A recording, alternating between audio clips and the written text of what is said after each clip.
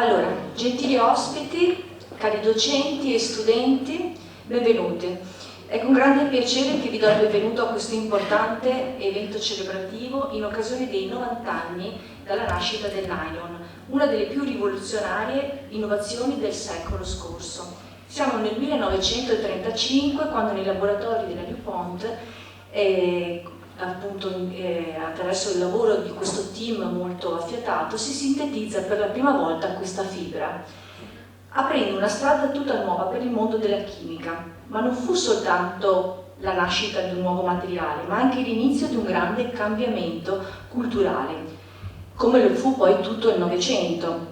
Quindi un inizio importante che ha comportato un forte cambiamento culturale, dicevo, economico e scientifico, e che tuttora ha un forte impatto sul nostro mondo. Il nylon rappresenta un esempio emblematico della ricerca scientifica applicata per trasformare e che ha potuto trasformare la società, dalla moda alla medicina, all'ingegneria, fino agli oggetti di uso quotidiano.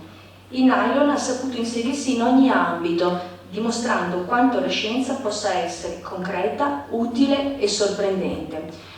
Oggi non siamo qui solo per ricordare il passato, ma anche per una riflessione sul presente e sul futuro dei materiali.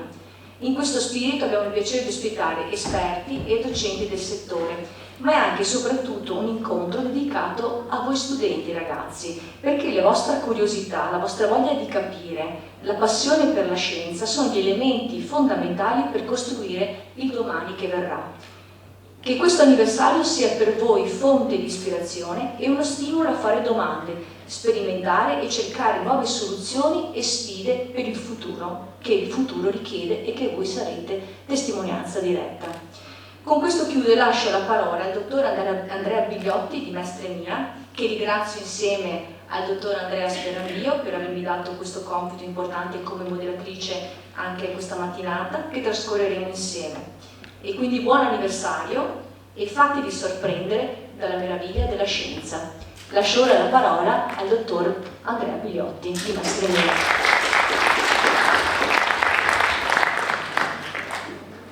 Grazie Federica, buongiorno e benvenute e benvenuti a questo incontro odierno, che è una nuova tappa significativa del percorso di costruzione di iniziative di divulgazione scientifica che Mestre Mia porta avanti oramai da diversi anni. Tra le prime realizzazioni di questo percorso, nel 2019, ci fu un evento dedicato ai 150 anni della tavola periodica degli elementi, nella quale per la prima volta pensammo di intrecciare commemorazione, ricostruzione storica e sguardo sull'oggi e sul futuro. Questa idea iniziale si è venuta perfezionando in questi anni, portandoci al formato con cui oggi la proponiamo e che abbiamo denominato Anniversari della Scienza.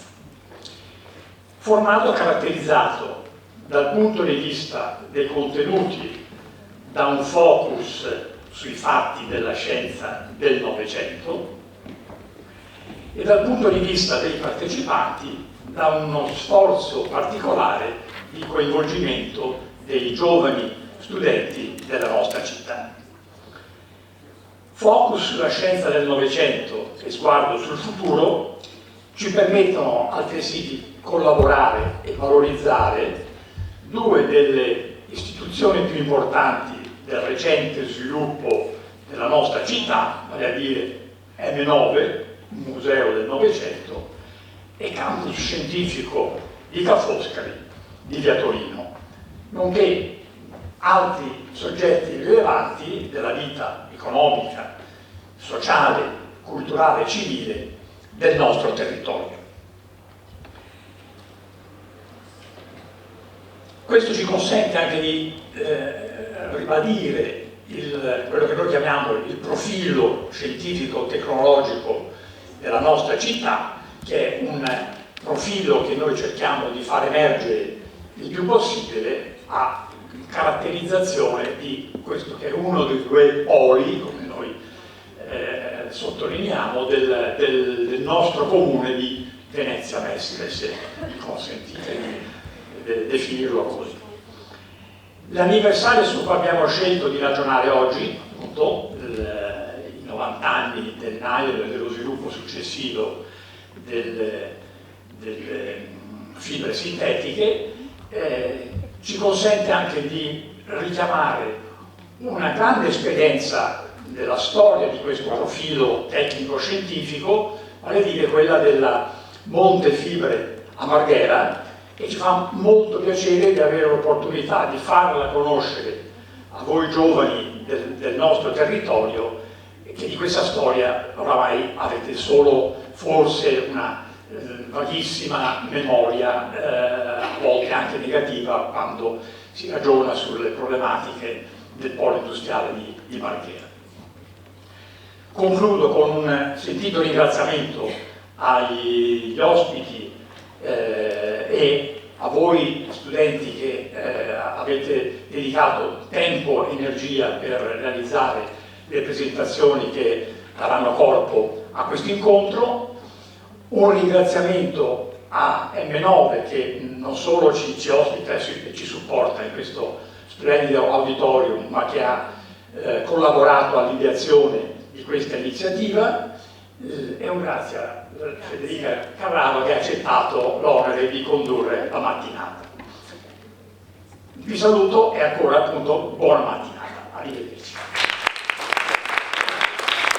Grazie al dottor Andrea Bigliotti, e ora se vuole raggiungere qui il dottor Giuseppe Saccà in rappresentanza del Museo M9, e la ringraziamo per l'ospitalità, come diceva appunto Andrea Bigliotti adesso, il fatto di mettere a disposizione per questi eventi questo bellissimo spazio.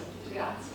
Grazie, vi rubo solo un minuto perché siamo noi di M9 che dobbiamo ringraziare, in questo caso Mestre Mia e le persone che poi contribuiscono a questa mattinata. Dico questo perché come museo ovviamente noi abbiamo una mostra permanente, abbiamo delle mostre temporanee, il Novecento è il secolo sul quale ci concentriamo nella nostra riflessione, ma un museo riesce a lavorare solo se è parte attiva, un attore sociale del territorio. È per questo che noi cerchiamo di strutturare sempre di più relazioni con associazioni e altre istituzioni. In questo devo dire Mestre Mia, fin da quando abbiamo aperto, fino a quando abbiamo inaugurato, è sempre stata una delle associazioni che ci ha proposto più occasioni di approfondimento, anche che proprio andassero nel senso della missione complessiva del museo, che è appunto quello del Novecento, come vediamo oggi in questa giornata. Quindi ecco, io sono solo qua per ringraziarvi, ma ringraziare in questo caso Mestre Mia, e anche come una cosa che Andrea, che ormai conosco da anni, ci ricorda sempre, è la sua passione per il mondo della scienza, che non è scontata in una società come la nostra, e l'idea di connettere alcune parti della città, in questo caso M9 e il polo scientifico di Via Torino. E noi in questo cerchiamo di supportarlo al massimo, ma ribadisco, è veramente merito di Mestre Mia, ed è per questo che la ringraziamo come associazione. Quindi ecco, buon lavoro a tutti e grazie ancora. Grazie dottor Saccati giustamente questo ringraziamento nei confronti di Mestre Mia. Qui in sala c'è anche il presidente Andrea Sperandio, il dottor Andrea Sperandio, che saluto, e io sono molto lieta e onorata di essere collaboratrice di questa bellissima associazione che tanto fa per questa città. Allora, adesso invece partiamo proprio con il vivo appunto della mattinata e con i primi protagonisti di questa importante manifestazione legata a un anniversario importantissimo.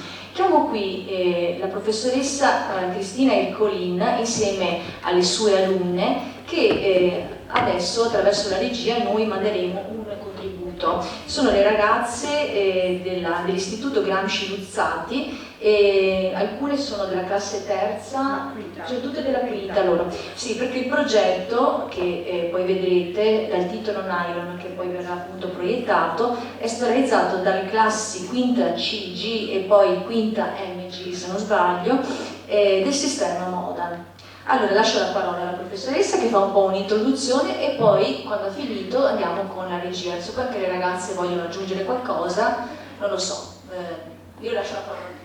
Io ho poche parole per ringraziare per essere qua, perché comunque è stata una grossa opportunità. Noi siamo un istituto tecnico di indirizzo moda e le mie studentesse e i miei studenti si sono occupati di illustrare cosa il nylon è per la moda, e anche con uno sguardo alla sostenibilità. Lascio le parole a loro perché saranno più che esaustive. Esatto. Allora, venite qui ragazzi, presentatevi. Ciao, sono Matilde. Piacere, Gabriele. Ecco, grazie. A voi la parola. Allora, Dobbiamo mandare anche il video oppure prima ho fatto una... prima facciamo la spiegazione, dopo... E poi quando avete finito con la regia, ok, esatto. comunicheremo alla fine. Perfetto. Ok. Allora, il nylon. Prima di tutto sappiamo tutti benissimo che fibra è, perché ogni giorno lo ritroviamo all'interno delle cose che indossiamo e anche all'interno di tutti i materiali che ci circondano, però noi vogliamo spiegarlo nell'ambito tessile. Ed è importante dire che è la prima fibra sintetica che è stata inventata a cavallo tra la prima e la seconda guerra mondiale, inventata nel 1935 dall'azienda DuPont e successivamente poi messa sul mercato nel 1938 appunto in tutti quanti i mercati, soprattutto quello tessile. Ed è importantissimo specificare che è la prima fibra sintetica inserita tra le 49 fibre indicate appunto nelle direttive dell'Unione Europea. Però noi ci interessiamo anche nello scoprire che cosa dal punto di vista chimico, poiché è la prima poliamminide sintetica realizzata che è stata ottenuta interamente tramite il processo di polimerizzazione, e ci sono però varie tipologie di questi polimeri chiamati polimeri 6 cristallini, che contengono appunto una parte ammidica e grazie alla quale appunto si possono creare dei legami ad idrogeno. Ci sono diversi tipi di nylon, però quelli più importanti che si possono trovare all'interno appunto delle nostre calze, di tutto quello che indossiamo, sono il nylon 6.6 e il nylon 6.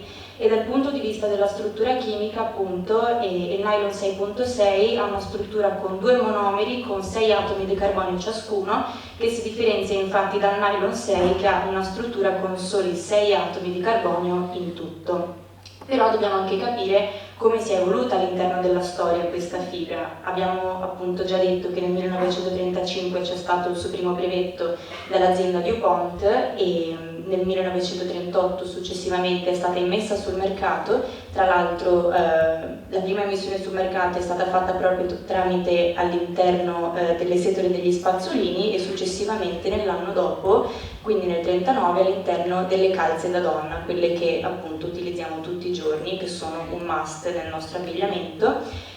Nel 1939, appunto, a cavallo tra la prima e la seconda guerra mondiale, è stata utilizzata soprattutto in ambito militare per poterla sostituire alla seta, data appunto l'astio tra Stati Uniti e Giappone, data dalla seconda guerra mondiale, appunto, quindi per l'utilizzo e la produzione di paracaduti in ambito militare. E nel 1945 abbiamo l'entrata di questa fibra nei nuovi settori, quindi nell'abbigliamento e nell'arredamento.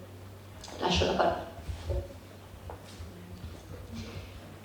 La motivazione per il quale è stato scelto questo nome non è nota e conosciuta, però ci sono alcune teorie che ce lo spiegano. Alcune che conosciamo sono praticamente le prime 3 lettere, quindi N, Y e L, sono state scelte senza un vero e proprio motivo, mentre il suffisso on è stato aggiunto per farla assomigliare insomma alle altre fibre come cotton o rayon. Un'altra teoria ci parla di quando la DuPont pubblicò un articolo dove spiegava che inizialmente avevano scelto il nome Noran, dove Ran significa disparsi, quindi non disparsi, dato che è una fibra, un filo continuo, e però poi dopo è stato cambiato per migliorare il suono.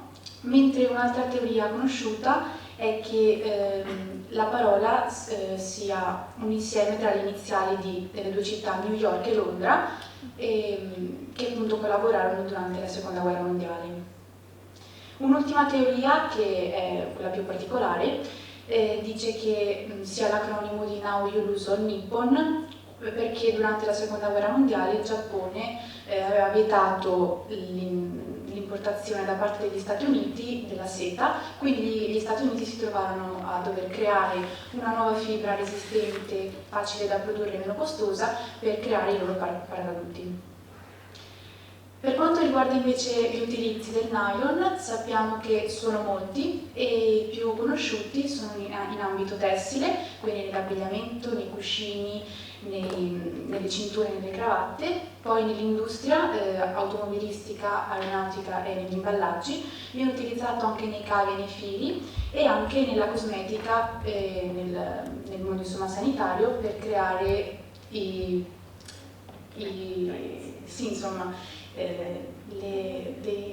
pennelli per il trucco e delle spazzole e anche per i rivestimenti alla pelle sintetica. Nonostante tutti i punti di forza che ha questa fibra, ha anche un punto negativo, quindi un forte impatto ambientale in tutto il suo ciclo di vita. Quindi partendo dalla produzione sappiamo che ha un elevato consumo energetico e anche molte emissioni di gas serra e un uso di risorse non rinnovabili. Mentre durante l'uso sappiamo che rilascia molte microplastiche e invece durante la fine della sua vita non è biodegradabile e il suo riciclo è molto limitato, che tutte queste caratteristiche la fanno somigliare a tutto il resto delle fibre sintetiche. Un altro grandissimo impatto ambientale lo possiamo trovare appunto nella produzione e nella creazione di questa fibra. Infatti per produrre questa fibra abbiamo bisogno dell'acido adipico che deriva dai combustibili fossili che sono altamente inquinabili. E quindi un'azienda, la Duke Cancer Institute, ha deciso di studiare un modo per migliorare la produzione e crearla più sostenibile, cercando di ricavare l'acido adipico tramite gli zuccheri, e sarebbe una grandissima scoperta perché aiuterebbe molto il mondo, anche perché il nylon è una fibra super utilizzata e quindi migliorerebbe la sostenibilità del mondo. Un'altra azienda che ha deciso di produrre una fibra molto simile un'altra azienda che ha deciso di produrre una fibra molto simile al nylon in maniera più sostenibile è stata l'Aquafil, che tramite degli studi ha fatto nascere l'Econil, che deriva da degli scarti e da dei materiali riciclati. Questa fibra appunto riduce il 90% dell'impatto ambientale rispetto al nylon classico. Questo è un video che appunto presenta l'Econil. È quello che deve Quindi magari abbassiamo un po' le luci per far partire questo video. E intanto ringraziamo le ragazze del Gramsci Luzzati per questo contributo e anche la professoressa Nicolini.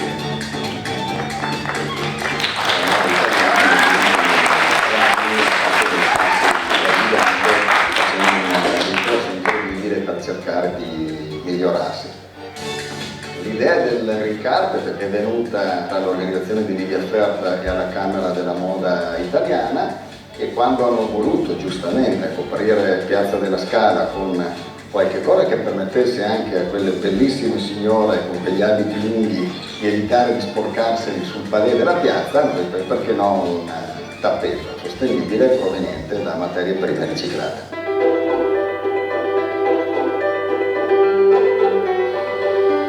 Per essere sostenibili non basta riciclare o rigenerare, l'importante è anche capire come lo si fa. Usiamo un parametro noi per definire quanto un'azienda o un prodotto è sostenibile, che è il cosiddetto Global Warming Potential, che vuol dire quanta sostanzialmente CO2 si produce per fare un chilo di filo. Risparmiamo più o meno l'80% di emissioni quando produciamo Econil invece di estrarre il petrolio ed arrivare al prodotto filo, quindi è un grande risultato.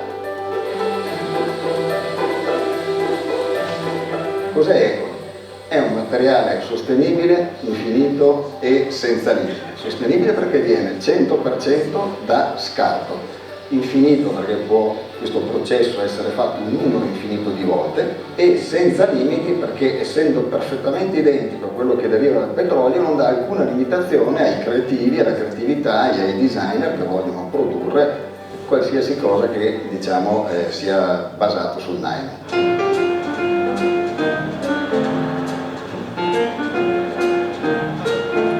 Quando sono entrato in azienda, sicuramente l'azienda era già un'azienda innovatrice, tant'è che il Renailo era già in studio da parte dell'azienda. Io ho aiutato a dare la spinta finale per portare questo progetto live. Aquafil era un partner, tra virgolette, naturale, non solo per questa capsule, ma per l'impegno che abbiamo per la fine 2021 di convertire l'intera produzione in materiale sostenibile.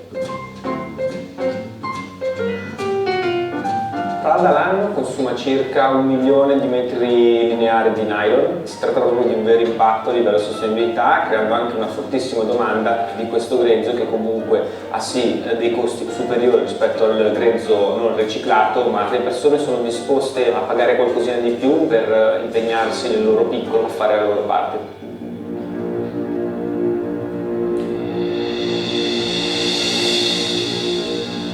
Le reti da pesca sono probabilmente il più grande problema, a parte i piccoli inquinamenti, quindi le microplastiche o le microfibrille di plastica che finisce negli oceani.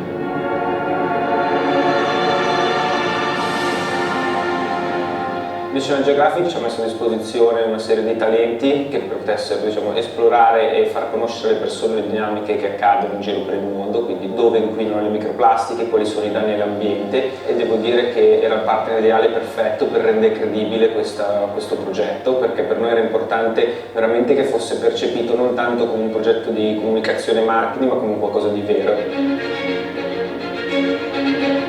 L'interesse sulla sostenibilità sta crescendo, per esempio sul riscaldamento globale si vede a vista d'occhio i cambiamenti, quindi le persone iniziano a percepire realmente e le nuove generazioni che appunto hanno tutta la vita davanti sono le prime a voler combattere questo cambiamento e quindi ci vogliono mettere la faccia, giustamente.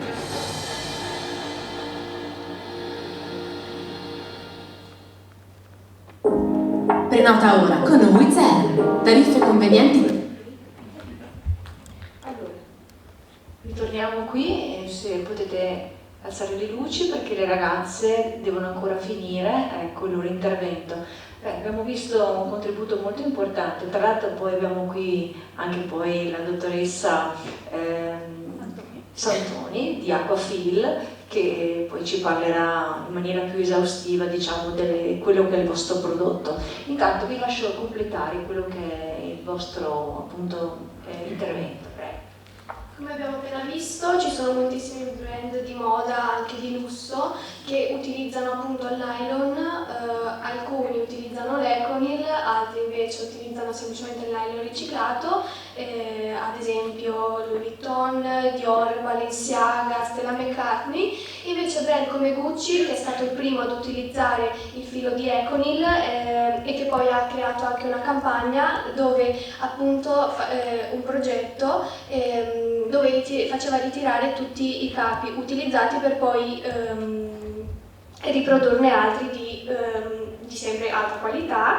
Successivamente abbiamo avuto anche Prada che ha lanciato la collezione Le Nylon, sempre utilizzando il filo Econil e appunto procedendo con una moda più sostenibile. Sempre nella moda, un grandissimo brand di lusso che conosciamo tutti è Burberry, fondato nel 1856, e appunto che è un brand che comunque ha una visione molto sostenibile e che vuole creare sempre una moda più circolare. Ha utilizzato anche questo brand, appunto l'Econil, per creare il classico cappotto leggero di Burberry. Non solo nella moda ma anche nel cinema, ci sono moltissime attrici che hanno voluto sponsorizzare e pubblicizzare molto questa fibra. Infatti anche John Crawford riteneva che appunto le calze di nylon sono molto più resistenti e molto innovativi rispetto alla seta e anche appunto molto più resistenti, ecco. Un altro esempio nel mondo del cinema che ha utilizzato e che ha contribuito a rendere famosa questa fibra è Marlon Brando, che utilizzando una maglietta misto nylon ha contribuito appunto a rendere più conosciuto, grazie al suo look iconico, la fibra di nylon. Un'altra curiosità è il fatto che venga utilizzata anche per creare carta che stampa valuta americana. E un'ultima curiosità è che sebbene appunto la parola nylon sia molto conosciuta e popolare, non è mai stata utilizzata come brand o comunque non è mai stata protetta da marchi.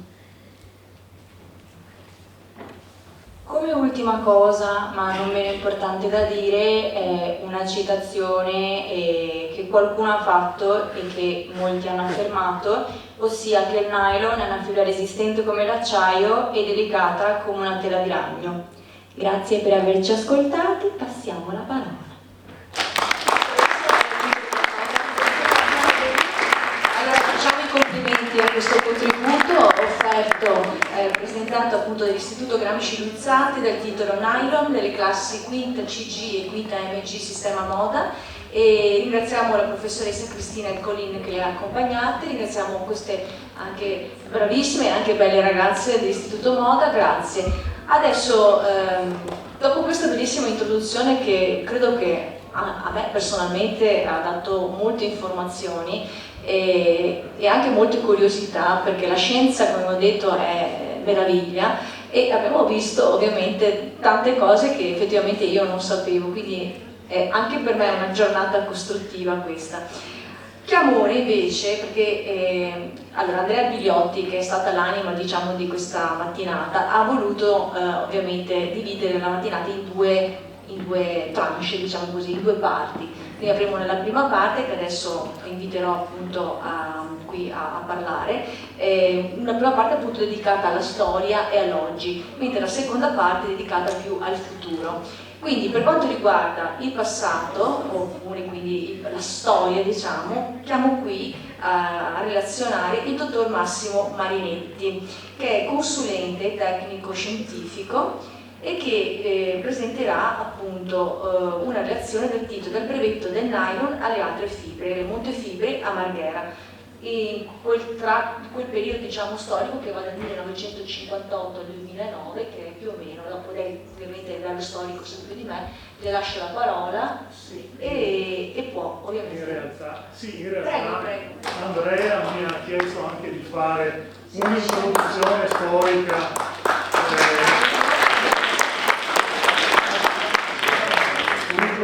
storica, assolutamente a partire dall'origine delle fibre e come sono nate le fibre sintetiche artificiali. Sarà una prima parte, spero sia breve, dopodiché parleremo di un'altra storia, una storia del nostro territorio.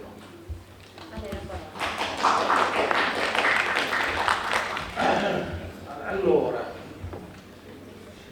praticamente cerchiamo di vedere come sono nate e perché sono nate le fibre sintetiche. Che bisogno c'era di fare fibre sintetiche? C'era la lana, il cotone, il lino, tutto quello che serviva. E in realtà il tutto parte da qualche vecchio chimico dell'800, che comincia a lavorare, erano chimici per modo di dire, erano i farmacisti chimici all'inizio di questa scienza, in cui si comincia a pasticciare in laboratorio. Questo signore Braconò cominciò a vedere e trattare il legno, il cotone con delle sostanze e scoperse che trattando queste sostanze naturali con degli acidi riusciva a trovare qualcosa che poteva essere sciolto, cioè che trovava qualcosa che poteva dare una vermicetta. Successivamente questa vermicetta venne scoperta da questo signor Schonbein che era una sostanza particolarmente interessante, perché era una sostanza che esplodeva, bruciava molto velocemente. Si racconta che questo signore pasticciando anche lui con il cotone e gli acidi, specialmente l'acido nitrico, ottenne una sostanza che, messa ad asciugare, proprio esplodeva sopra la stufa.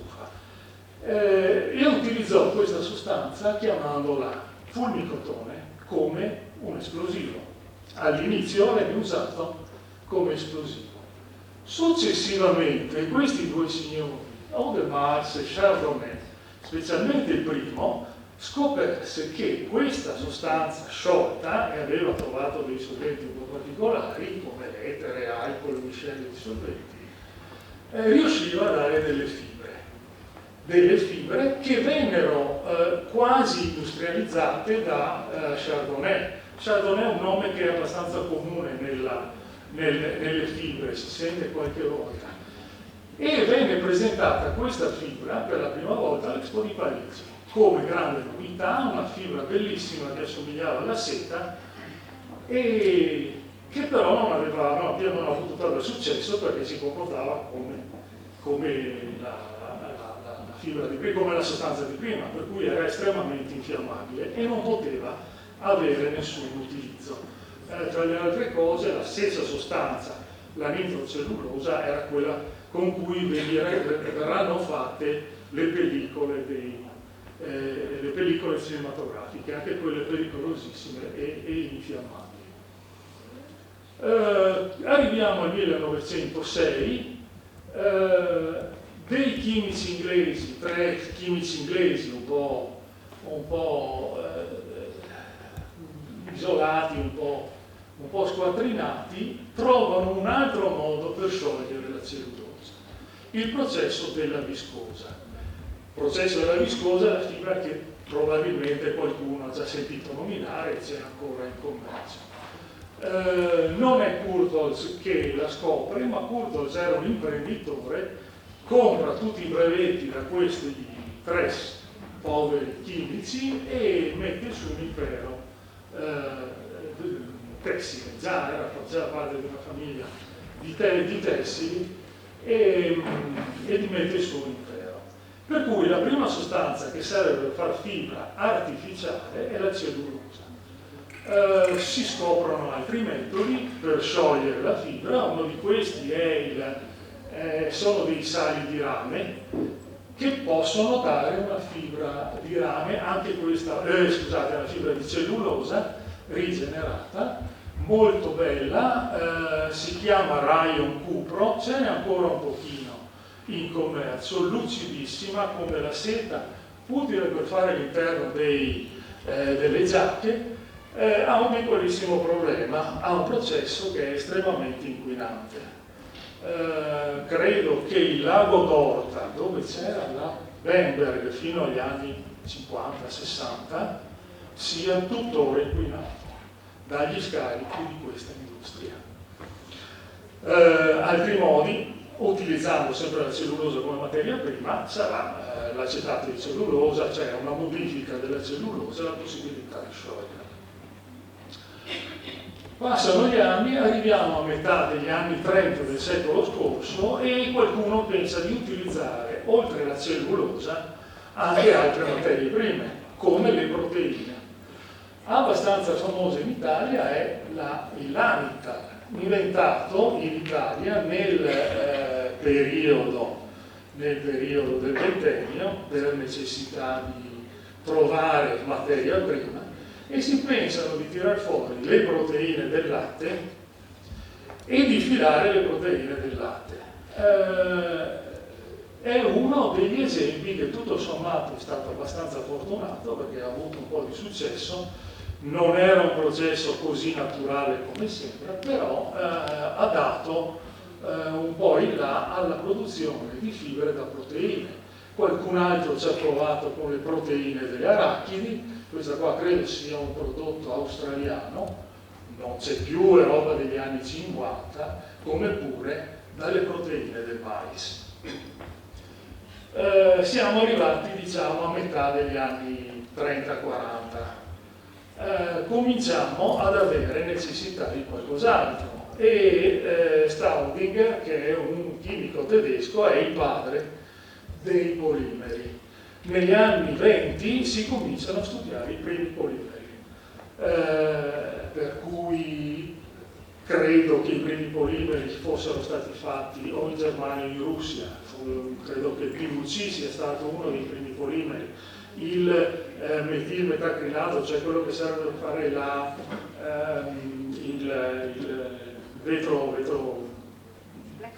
plexiglass, sia stato uno dei primi polimeri. Siamo per cui in pieno studio dei polimeri. Comincia a esserci una novità, un polimero che comincia ad avere interesse per chi fa fibre, e qui si viene fuori il signor Carotter. Carotter era un chimico molto geniale, molto bravo, piuttosto squilibrato, ma il padre del nylon, di quello che sarà il nylon. E questo è il brevetto che dà nome alla nostra giornata, è il brevetto del 1936 fatto da Carotter alla DuPont.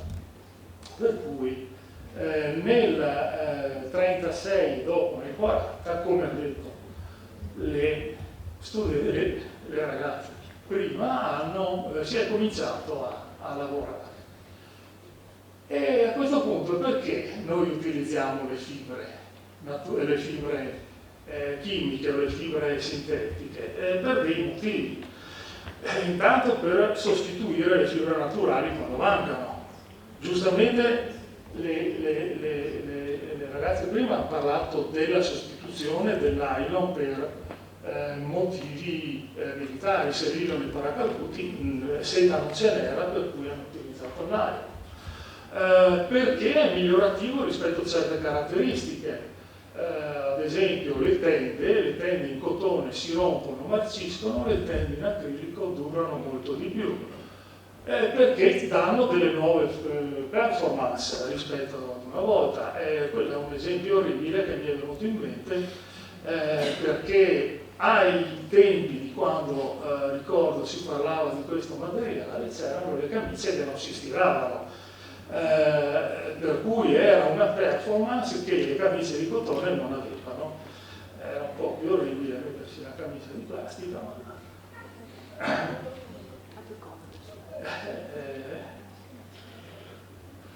siamo arrivati praticamente quasi ai nostri giorni, dove abbiamo imparato a conoscere i polimeri, a conoscere le caratteristiche dei polimeri e conoscere a conoscere le tecniche di filatura e che proprietà dare attraverso le tecniche di filatura alle fibre. Per cui riusciamo a fare delle fibre che non bruciano, con dei materiali poco combustibili o non combustibili, per fare le tute dei pompieri, per fare gli arredamenti per gli interni dei teatri. Riusciamo a fare delle fibre ad altissima tenacità per fare i giubbotti antiproiettili o le vele delle barche. Possiamo fare delle fibre ad alto conforto, ad esempio sottilissime, con la dimensione di 1/10 di un capello, oppure che hanno delle proprietà di coibenza molto alte, che tengono molto calde, oppure ad esempio sostituire i processi di filatura inquinanti con dei processi di filatura più ecocompatibili. Adesso dove siamo arrivati? Adesso è il futuro. Si studiano cose molto particolari, molto innovative, si fanno delle prove. Ad esempio ho avuto la possibilità di vedere dei tentativi di filatura di proteine ottenute per, credo, cultura batterica di seta di ragno, cioè delle proteine della seta di ragno, oppure delle fibre di alghe, oppure qualcuno che studia il riciclo totale dei manufatti, ad esempio dai jeans vecchi a jeans nuovi, cioè una trasformazione di riciclo di materiale per il recupero. Oppure recentemente si parla anche di tessili smart, fibre conduttive, sensori che vengono fatti con le fibre per indossare praticamente dei prodotti estremamente moderni, estremamente utili. E qui avrei chiuso questa parte.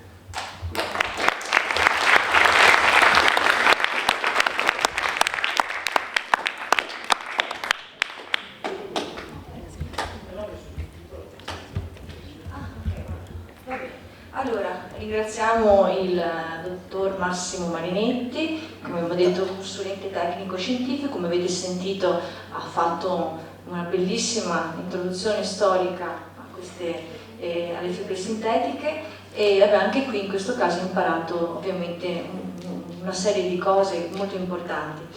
Adesso continuiamo con un'altra relazione che invece viene presentata dal dottor Luigi Lazzaro, per Lega Ambiente Veneto, dal titolo L'impatto ambientale delle fibre sintetiche tra industria e comportamenti individuali. Prego dottore, a lei la parola. Grazie.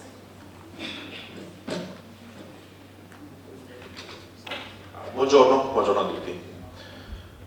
A me, ahimè, l'amara incombenza di parlare del lato oscuro, no? Quindi andare a inquadrare un po' quelle che sono le ripercussioni, avete già visto nella sintesi iniziale molto efficace fatta dalle studentesse su quelle che sono poi le conseguenze rispetto a una fibra che è entrata nella nostra vita perché ci ha portato un aiuto, un contributo a una necessaria, diciamo, sviluppo di questi aspetti per dare le soluzioni e risposte alla nostra quotidianità, ma che in qualche modo poi, diciamo, abbiamo messo nell'angolo rispetto a quelle che sono le conseguenze, vale per le fibre sintetiche come vale per tante altre produzioni. E mi concentrerò però rispetto a questa presentazione, fibre sintetiche sì, ma in particolare il mondo del tessile, quindi il mondo della produzione moda, che poi avete inquadrato anche prima sempre nella presentazione iniziale. Perché? Perché le fibre sintetiche, nate per servirci in tanti campi, sono arrivate oggi a, diciamo, servire, o meglio essere prodotte per servire per circa il più del 60% quello che è il mondo dell'abbigliamento, sono quindi sostanzialmente prodotti abbigliamento e prodotti per la casa a livello globale, quindi significa che oggi ne facciamo un consumo molto legato alla nostra quotidianità nel vestirci, uscire di casa e nell'acquistare i prodotti per la nostra casa. Oggi, anche perché abbiamo condizioni abbastanza, diciamo, conosciute, dalle acquisti online alla velocità, diciamo, di un modello di mercato che ci porta a consumare in maniera un po' più rapida del passato e in qualche modo, insomma, ecco, non nascondiamoci, un po' tutti abbiamo pensato, beh, approfittiamo del Black Friday, facciamo degli acquisti, facciamo gli acquisti online, prendiamo un prodotto, rispediamolo indietro se non va bene, insomma, ecco, in qualche modo approfittiamo delle occasioni e dei costi ridotti che ci offrono queste opportunità per provare, diciamo, a rinnovare il nostro guardaroba, acquistare prodotti che oggi sono anche più accessibili sul mercato. In qualche modo però, ecco, il Black Friday appunto ha un lato oscuro che non è solo black dei prezzi, diciamo, è anche rispetto alle conseguenze che queste possono portare. Tra le conseguenze, questo lo dicevo prima, ci sono delle conseguenze importanti che provocano un prezzo economico che andiamo poi che va in qualche modo a incidere nella nostra quotidianità, anche se non ce ne rendiamo conto. Cioè quello di acque che vengono sprecate per questo tipo di produzione, acque che vengono inquinate per questo tipo di attività, un consumo elevato di materie prime per varie ragioni, una produzione di rifiuti che sta a valle poi di questo intenso consumo, degli impatti climatici che sono anche qui spesso sottovalutati e qualche impatto anche sulla salute.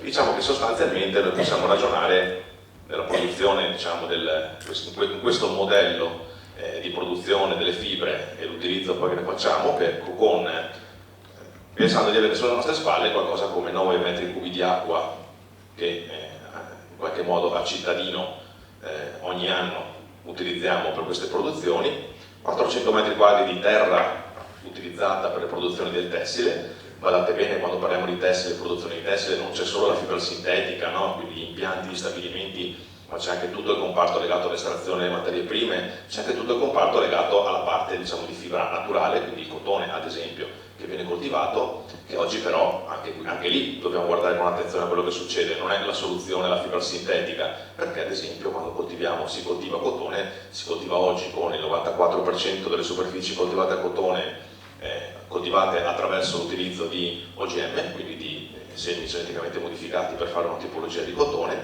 Si usano il 16% dei pesticidi che si usano a livello globale, quindi tutti i pesticidi utilizzati, il 16% sono per produrre cotone e fibre naturali, e quindi andiamo a ragionare anche su quanto suolo occupiamo anche per la parte naturale. E poi chiaramente le materie prime, che sono sia quelle coltivate sia quelle estratte per andare poi a realizzare le fibre sintetiche. Perché acque sprecate? Beh, acque sprecate perché per realizzare un prodotto tessile serve moltissima acqua, e si stima che siano stati usati a livello globale, una stima del 2015, ma sono sicuramente stime, insomma, si possono aggiornare, destinate, una stima certa che parla di 79 miliardi di metri cubi d'acqua utilizzati nel mondo del tessile, ma è una stima che abbiamo visto e vedremo anche per poi le conseguenze, che i dati sono più recenti rispetto invece ai rifiuti, ci dà l'idea di quanto, insomma, questo consumo di acqua sia in costante aumento. E al 2015 lo spreco di risorse idriche è la terza fonte in degrado delle risorse idriche, cioè utilizziamo le nostre risorse idriche, l'acqua pulita, l'acqua potabile, per tanti usi. Un terzo, diciamo, del degrado di questa riserva d'acqua che abbiamo è dovuta alla produzione tessile.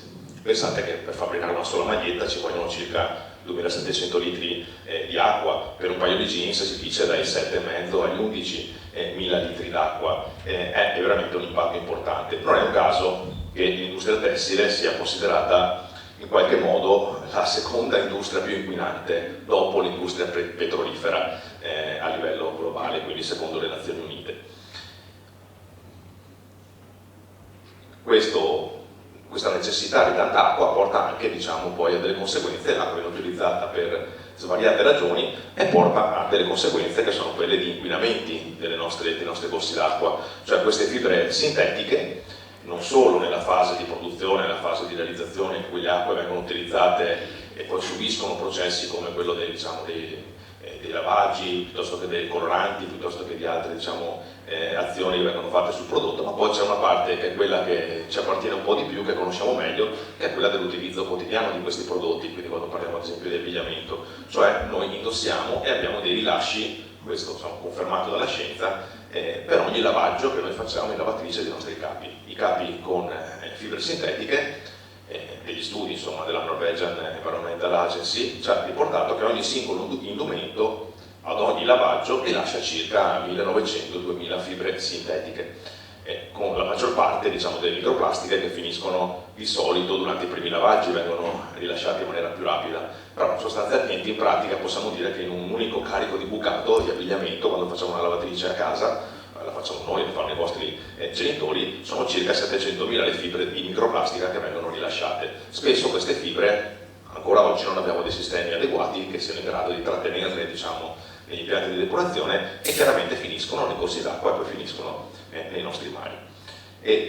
Non è un caso che nei nostri mari si trovi circa oltre 500.000 di tonnellate di microplastiche sul fondo degli oceani e dei nostri mari ogni anno, che si accumulano, che arrivano principalmente dai corsi d'acqua. Sicuramente le attività costiere, le attività marine, la pesca, le reti da pesca portano un contributo, però ecco, le stime a livello globale ci dicono che l'80% dell'inquinamento dei mari e degli oceani deriva dai fiumi, deriva dall'entroterra, quindi arrivano attraverso i fiumi, e se arrivano attraverso i fiumi arrivano sostanzialmente per le nostre attività, diciamo, umane, e quindi soprattutto per quel che riguarda l'abbigliamento e l'uso quotidiano di queste fibre in tante altre nostre azioni.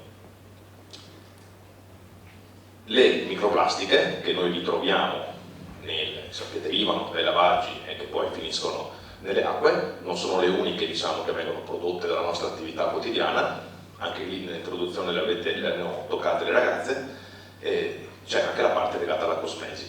La parte legata alla cosmesi, che sapete può contenere microplastiche nonostante nel nostro paese sia fatto un grande passo avanti nel 2020 mettendole a bando all'interno dei cosmetici, non in tutti e non diciamo di tutte le tipologie, però è una cosa che oggi noi invitiamo come associazione ambientalista sempre a verificare, perché in etichetta è sempre riportato e quindi si può scegliere e si può dare un'occhiata a questo aspetto, che erano nel passato principalmente presenti, diciamo, quelle derivate dai cosmetici nelle nostre acque. Oggi invece il 35% diciamo, delle emissioni di microplastiche che finisce nei fiumi e poi nei mari e negli oceani deriva da microplastiche tessili e quindi da prodotti, diciamo, di abbigliamento. Le materie prime, chiaramente. Le materie prime sono un altro elemento fondamentale, perché sicuramente parliamo del tessile, parliamo di materie prime naturali, ma quando parliamo di materia prima diciamo che viene appunto recuperata, estratta e trattata per realizzare fibre sintetiche, parliamo in buona sostanza di petrolio, parliamo in buona sostanza di fonti fossili, e questo è un elemento che dovrebbe farci suonare un campanello di allarme. A livello, diciamo, in qualche modo globale, di nuovo, si stima che in Europa siano state utilizzate 175 milioni di tonnellate di materie prime primarie, che sono circa 390, quasi 400 kg ad ogni persona. Il 40% di questa quantità è attribuibile all'abbigliamento, il 30% ai tessili per la casa e il 30% alle calzature, che è un altro elemento a cui dobbiamo guardare quando parliamo di fibre sintetiche. In questo contesto è evidente che l'80%, questo ci riporta i dati ufficiali, degli impatti ambientali generati dal consumo di tessile in Europa avviene non dentro l'Europa, perché le fonti fossili primarie noi non le abbiamo come estrazione, noi non produciamo sostanzialmente neanche diciamo tanta, anche a livello di fibra naturale non abbiamo le coltivazioni, che sono dislocate e collocate principalmente in Asia, insomma anche nei paesi asiatici o in altri territori, e quindi noi consumiamo moltissimo ma non abbiamo un ruolo predominante rispetto alla ricaduta degli impatti ambientali che queste vengono generate, perché solo il 20% di questi materiali lo produciamo o lo estraiamo all'interno dei confini europei. In questo contesto quello che si va, diciamo, dopo il largo consumo, dopo questi impatti preliminari, noi andiamo a creare quello che poi sappiamo essere un rifiuto che dobbiamo essere capaci di gestire. Allora, se ogni anno in Italia si producono circa 92 milioni, a livello globale di nuovo, 92 milioni di tonnellate di rifiuti tessili, che equivale a un cambio di spazzatura pieno ogni secondo, dobbiamo essere consapevoli che in Italia, dato 2023 di ISPRA, dell'Istituto Superiore per la Protezione della Ricerca Ambientale, sono stati raccolti 172.000 tonnellate di abiti, considerando che in Italia entra in vigore quello che invece in tutta Europa entra in vigore adesso nel 2025, l'obbligo per la raccolta degli abiti usati, che fino appunto al 2022 e per l'Italia al 2025, che è anticipato, e per il resto d'Europa non era obbligo, quindi i nostri vestiti, i nostri rifiuti tessili per la casa, le scarpe, qualsiasi cosa finiva nel bidone del rifiuto secco in discarica piuttosto che incenerimento. Questo è un dato importante. Ora che le raccogliamo anche separatamente, o stiamo iniziando a farlo, sono 172.000 tonnellate di abiti raccolti. L'anno precedente erano 160.000, quello prima ancora erano ancora di meno. Il trend di aumento è sempre costante, nell'ultimo anno 7%, l'anno precedente l'8%, e andiamo a ritroso, c'è un aumento sempre costante in crescita, diciamo, che ci dà un'idea che dobbiamo e possiamo essere capaci di raccogliere in maniera separata questa tipologia, diciamo, di rifiuto, ma che questa tipologia di rifiuto continua a crescere dovuta anche ai nostri comportamenti individuali. Questo perché? Perché spesso la riciclabilità di questi prodotti non è garantita, cioè la progettazione in sé non è capace, diciamo, non è capace ad oggi di sviluppare, non è stata capace ad oggi in grado di sviluppare dei prodotti che siano facilmente riciclabili. Questo comporta che spesso la maggior parte dei tessuti riciclati che noi troviamo anche sul mercato non derivano dal post consumo, quindi non derivano dalla raccolta e quindi da un trattamento posteriore, ma derivano dal pre-consumo, cioè tutti quegli scarti, come le grandi aziende di moda stanno facendo, che avvengono negli scarti di lavorazione mentre si producono i pezzi, quindi si possono recuperare più facilmente della stessa tipologia e non prodotti mischiati. Voi sapete benissimo che quando indossiamo dei capi tendenzialmente molto spesso non sono 100% di un unico materiale, ma sono composti a volte per renderli più elastici, per renderli più resistenti, per diciamo, metterci delle stampe sopra, e quindi si fanno delle stampe, degli inserti, piuttosto che i bottoni, piuttosto che altre cerniere o altri diciamo, elementi che vanno poi a rendere difficile la separazione di questi prodotti in una fase posteriore all'uso e al consumo. E di fatto diciamo, questo porta con uno studio dell'European Environmental Agency a farci capire che almeno tra il 4 e il 9% degli indumenti che oggi sono in commercio non vengono nemmeno utilizzati e vengono distrutti prima di essere utilizzati, se va bene mandati diciamo, a riciclo. E il fatto che noi generiamo diciamo, tutta questa quantità di rifiuti e ne ricicliamo solo a livello mediamente europeo il 22%, questo è un dato, vi dicevo, è entrato in vigore da pochissimo, quindi insomma per tutta Europa, e noi oggi andiamo dal 4,5% della Lettonia, ecco, per capirsi, al 45% dei Paesi Bassi di capacità di riciclare, di raccogliere separatamente e riciclare questi prodotti. In Italia la media europea è il 22%, in Italia siamo al 19%, quindi abbiamo molto margine di crescita, ma dobbiamo concentrarci su come poi andremo a trattare questo rifiuto post consumo con tutte le complessità che questo comporta. A livello climatico, che è un altro elemento diciamo, che dobbiamo sempre ricordarci, c'è il tema delle emissioni chiaramente di gas serra e di anidride carbonica, e il 10% delle emissioni di gas serra che oggi noi conosciamo, ci sono note, diciamo, gli studi ci dicono che vengono dall'industria dell'abbigliamento, insieme diciamo, a tutti i voli internazionali e il trasporto messi insieme. C'è da dire che rispetto al trasporto dobbiamo fare anche un'altra piccola considerazione in più. Ho aperto accennando Black Friday, no? E quindi il consumo sfrenato è un approccio diciamo, di modelli di consumo che peggiorano la condizione e non la migliorano. E ad esempio, sempre dei dati di uno studio fatto da Transport and Environment, che è un'associazione europea che si occupa del tema appunto dei trasporti, ha messo a fuoco il fatto che solo nei giorni dello shopping del Black Friday, per capirsi, insomma, quindi in quei giorni lì quando si lavora molto diciamo, per recuperare questi prodotti, quel tipo diciamo, di spostamento di merci, deposito di merci, materiali e via discorrendo provoca emissioni aggiuntive di 600.000 tonnellate di CO2 in più rispetto a una settimana standard della nostra vita, diciamo, senza il Black Friday. Quindi andiamo ad aggiungere poi con questo modello di consumo a quello che è già diciamo, una situazione complessa rispetto alla necessità diciamo, di ridurre quello che è l'impatto climatico, che lo si può fare sia in fase diciamo, preliminare, quindi in fase di trattamento e realizzazione di queste fibre, e molte aziende lo stanno facendo, è innegabile che ci sia un'attenzione alla sostenibilità e che questo stia portando, ci sarà una delle esperienze più virtuose del nostro paese in questo senso, che ci racconterà la loro esperienza, ma ce ne sono anche altre, è un mondo che si sta aprendo per le ragioni che poi alla fine citerò, e sicuramente c'è un impegno sulla fase diciamo, realizzativa produttiva, ma poi dobbiamo concretizzarlo anche nella fase di consumo e di post consumo. Un altro elemento, diciamo, queste sono le fasi, ecco, sono segnate lì, quindi sicuramente c'è un tema importante ed è dove si è già iniziato a agire, che è la fase di produzione, quindi le emissioni stanno lì per circa l'80%, ma poi c'è la distribuzione e la vendita al dettaglio, la fase di utilizzo, lavaggio, asciugatura, stiratura che dicevamo prima, e poi infine tutta la raccolta e lo smaltimento di questi prodotti. Ognuno ha una quota in percentuale diciamo più o meno rilevante, ma sono tutte da mettere al centro dell'attenzione rispetto alla necessità di ridurre quelle emissioni di CO2 che pesano diciamo, a persone in maniera abbastanza rilevante.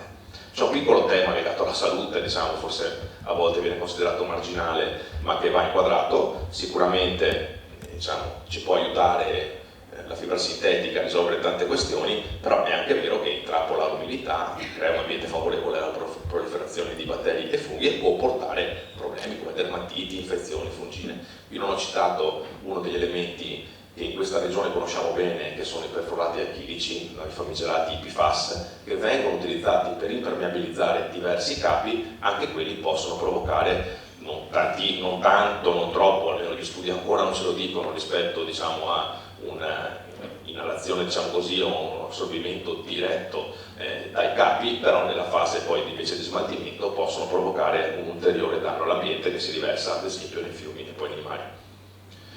Cosa possiamo fare? Allora, ci sono delle soluzioni, alcune sembrano lontane, ma in realtà alcune sono molto vicine. Le istituzioni europee hanno avviato un percorso interessante per trovare soluzioni e quindi a partire dalla produzione, da quello che crea anche un impatto maggiore, si stanno affrontando nuove strategie per nuovi modelli di business basati su progettazioni circolari e quindi sul fatto che si possa non solo riciclare i prodotti ma anche progettarli in maniera adeguata per ridurne quello che è un consumo veloce, no? Quello che abbiamo visto invece accadere con il Black Friday mette in evidenza, ma che vediamo accadere nella quotidianità. Basti pensare che i tempi di consumo, diciamo, che oggi noi abbiamo di un capo, di un vestito, sono aumentati, diciamo, hanno preso una rapidità del 35%, cioè se usavamo un vestito per 25 volte, 20-25 volte, oggi lo usiamo e poi lo buttavamo via, oggi lo usiamo per 5, 6, 7 volte e poi lo buttiamo via.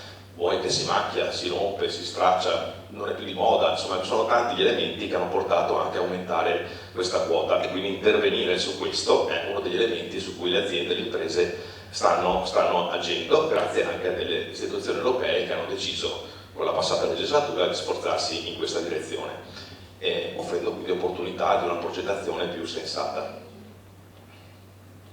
Quindi la circolarità è l'elemento centrale per sviluppare nuovi modelli di business. Bisogna garantire una qualità superiore, quindi il fatto che noi un prodotto ritornare, allungare la vita dei capi in modo che possiamo utilizzarli in maniera più, più lenta, magari senza, diciamo, tornando alla slow fashion o alla fast fashion che abbiamo oggi, e quindi che si possa in qualche modo avere una moda sempre alla moda, scusatemi il gioco di parole, e quindi superare anche questi elementi, e poi che siano facilmente riutilizzabili, facilmente riparabili o rigenerabili. Il tema, diciamo, della longevità e durata è importante perché i dati ufficiali ci dicono che meno dell'1% dei rifiuti tessili appunto può essere riciclato in nuove fibre per l'abbigliamento, proprio per gli elementi che dicevo prima. La raccolta e il riutilizzo è un altro elemento, quindi cosa sono diciamo, i modi di utilizzo, che cos'è? Significa poter dare a quei capi nuova vita dopo la raccolta, non solo il riciclo che viene dopo, ma anche il riutilizzo, appunto l'upcycling, la possibilità di garantire al consumatore di acquistare regolarmente capiti di seconda mano. Oggi siamo a una quota circa del 20%, può sembrare poco, ma solo 10 anni fa questo 20% era un miraggio e quindi stiamo velocemente anche rendendoci conto quanto velocemente abbiamo fatto andare avanti questo, diciamo, modello forse un po' troppo impattante, tanto velocemente sembra ci stiamo rendendo conto che dobbiamo fare qualcosa di diverso. Il riciclaggio appunto però è l'azione che dobbiamo ricordarci chiude il ciclo. Quando parliamo di economia circolare dobbiamo parlare di tutte le fasi che sono state che ho citato qui, ma il riciclo è fondamentale e quindi concentrarsi sul fatto che il materiale possa essere rigenerato in maniera efficace senza nemmeno troppi costi energetici, idrici e ambientali, quindi che le aziende non debbano, diciamo, far questo spendendo il triplo delle risorse per garantirci poi un prodotto riciclato che poi sul mercato ci viene a costare anche molto di più. Serve che nella progettazione e nell'ideazione ci si impegni anche in questa direzione e quindi c'è un ruolo fondamentale anche dei marchi della moda, dell'industria, diciamo, dei marchi della moda. Come ultimi messaggi, diciamo, che spero possano essere utili da portare a casa per tutti noi, perché poi questa situazione la interpretiamo come cittadini, come persone. I piccoli messaggi che ci piace dare sono questi, cioè pensare quando prendiamo un capo se ci serve davvero e quindi iniziare già noi, senza aspettare che arrivi, diciamo, lo sviluppo di questo modello di business circolare che sta partendo ma che ha bisogno di tempo per, diciamo, assestarsi e essere sempre più presente intorno a noi. Puntiamo noi sulla qualità, quindi iniziamo noi a ragionare sui capi che ci servono, se ci servono davvero, a continuare a insistere sulla seconda mano, sul vintage, sull'utilizzo di vestiti di questo tipo. Ci sono tante esperienze nel nostro paese di abiti acquistabili, negozi dell'usato, piuttosto che luoghi dove poterli acquistare anche online. Ecco, insomma, per capirci non c'è solo Shein o questi marchi, insomma ci sono anche siti che vendono abiti di seconda mano. a cominciare a riabituarsi a riadattare, a riparare invece che a comprare, diciamo, perché si possono provare a risolvere delle situazioni. Un altro accorgimento è quello di verificare sempre quando acquistiamo dei prodotti materiali l'origine, il luogo da quale provengono, con cosa sono fatti, anche noi stessi per garantire una riciclabilità quando lo butteremo via, che non abbiamo creato un prodotto misto che finirà per forza in discarica, abbiamo comprato un prodotto misto che è complesso da smaltire, ma abbiamo un 100% di un certo prodotto. Magari, diciamo, andare quando si prende il cotone, non c'entra con la fibra, però è un elemento da considerare diciamo, nella moda, magari privilegiare il biologico, ecco, che già di per sé riduce il consumo idrico di circa il 90%. E poi, perché no, pensare a nuovi modelli come quello dell'affitto degli abiti e dei vestiti, che sempre nuove aziende, compagnie, anche case di moda stanno lanciando, perché tante volte un vestito non ci serve, diciamo, se non in talune occasioni o in talune situazioni, e non ne abbiamo bisogno, quindi possiamo anche ragionare senza la proprietà come elemento, diciamo, di ragionamento. Io ho finito qua, grazie.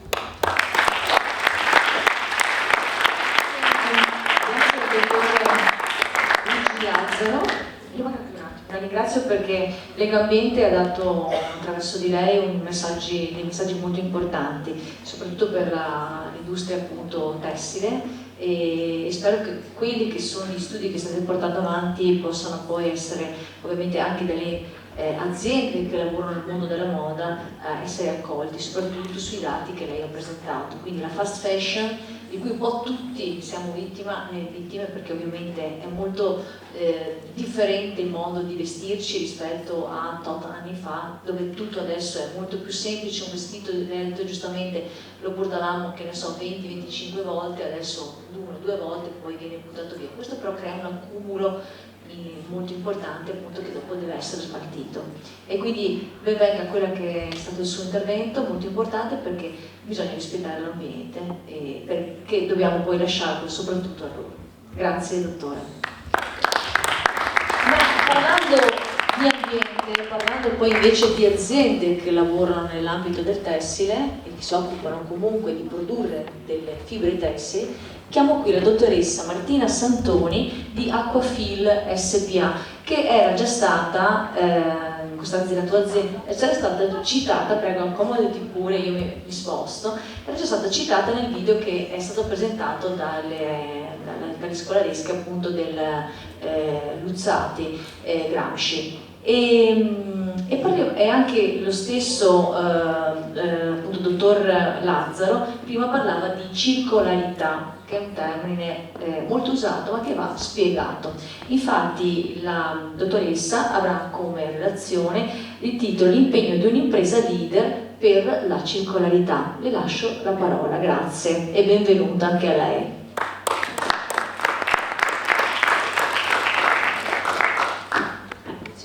Allora, intanto buongiorno a tutte e a tutti. Io praticamente potrei andare a casa perché hanno già detto tutto quello che facciamo. Tra l'altro mi preme fare i complimenti alle studentesse, non le vedo, dove siete?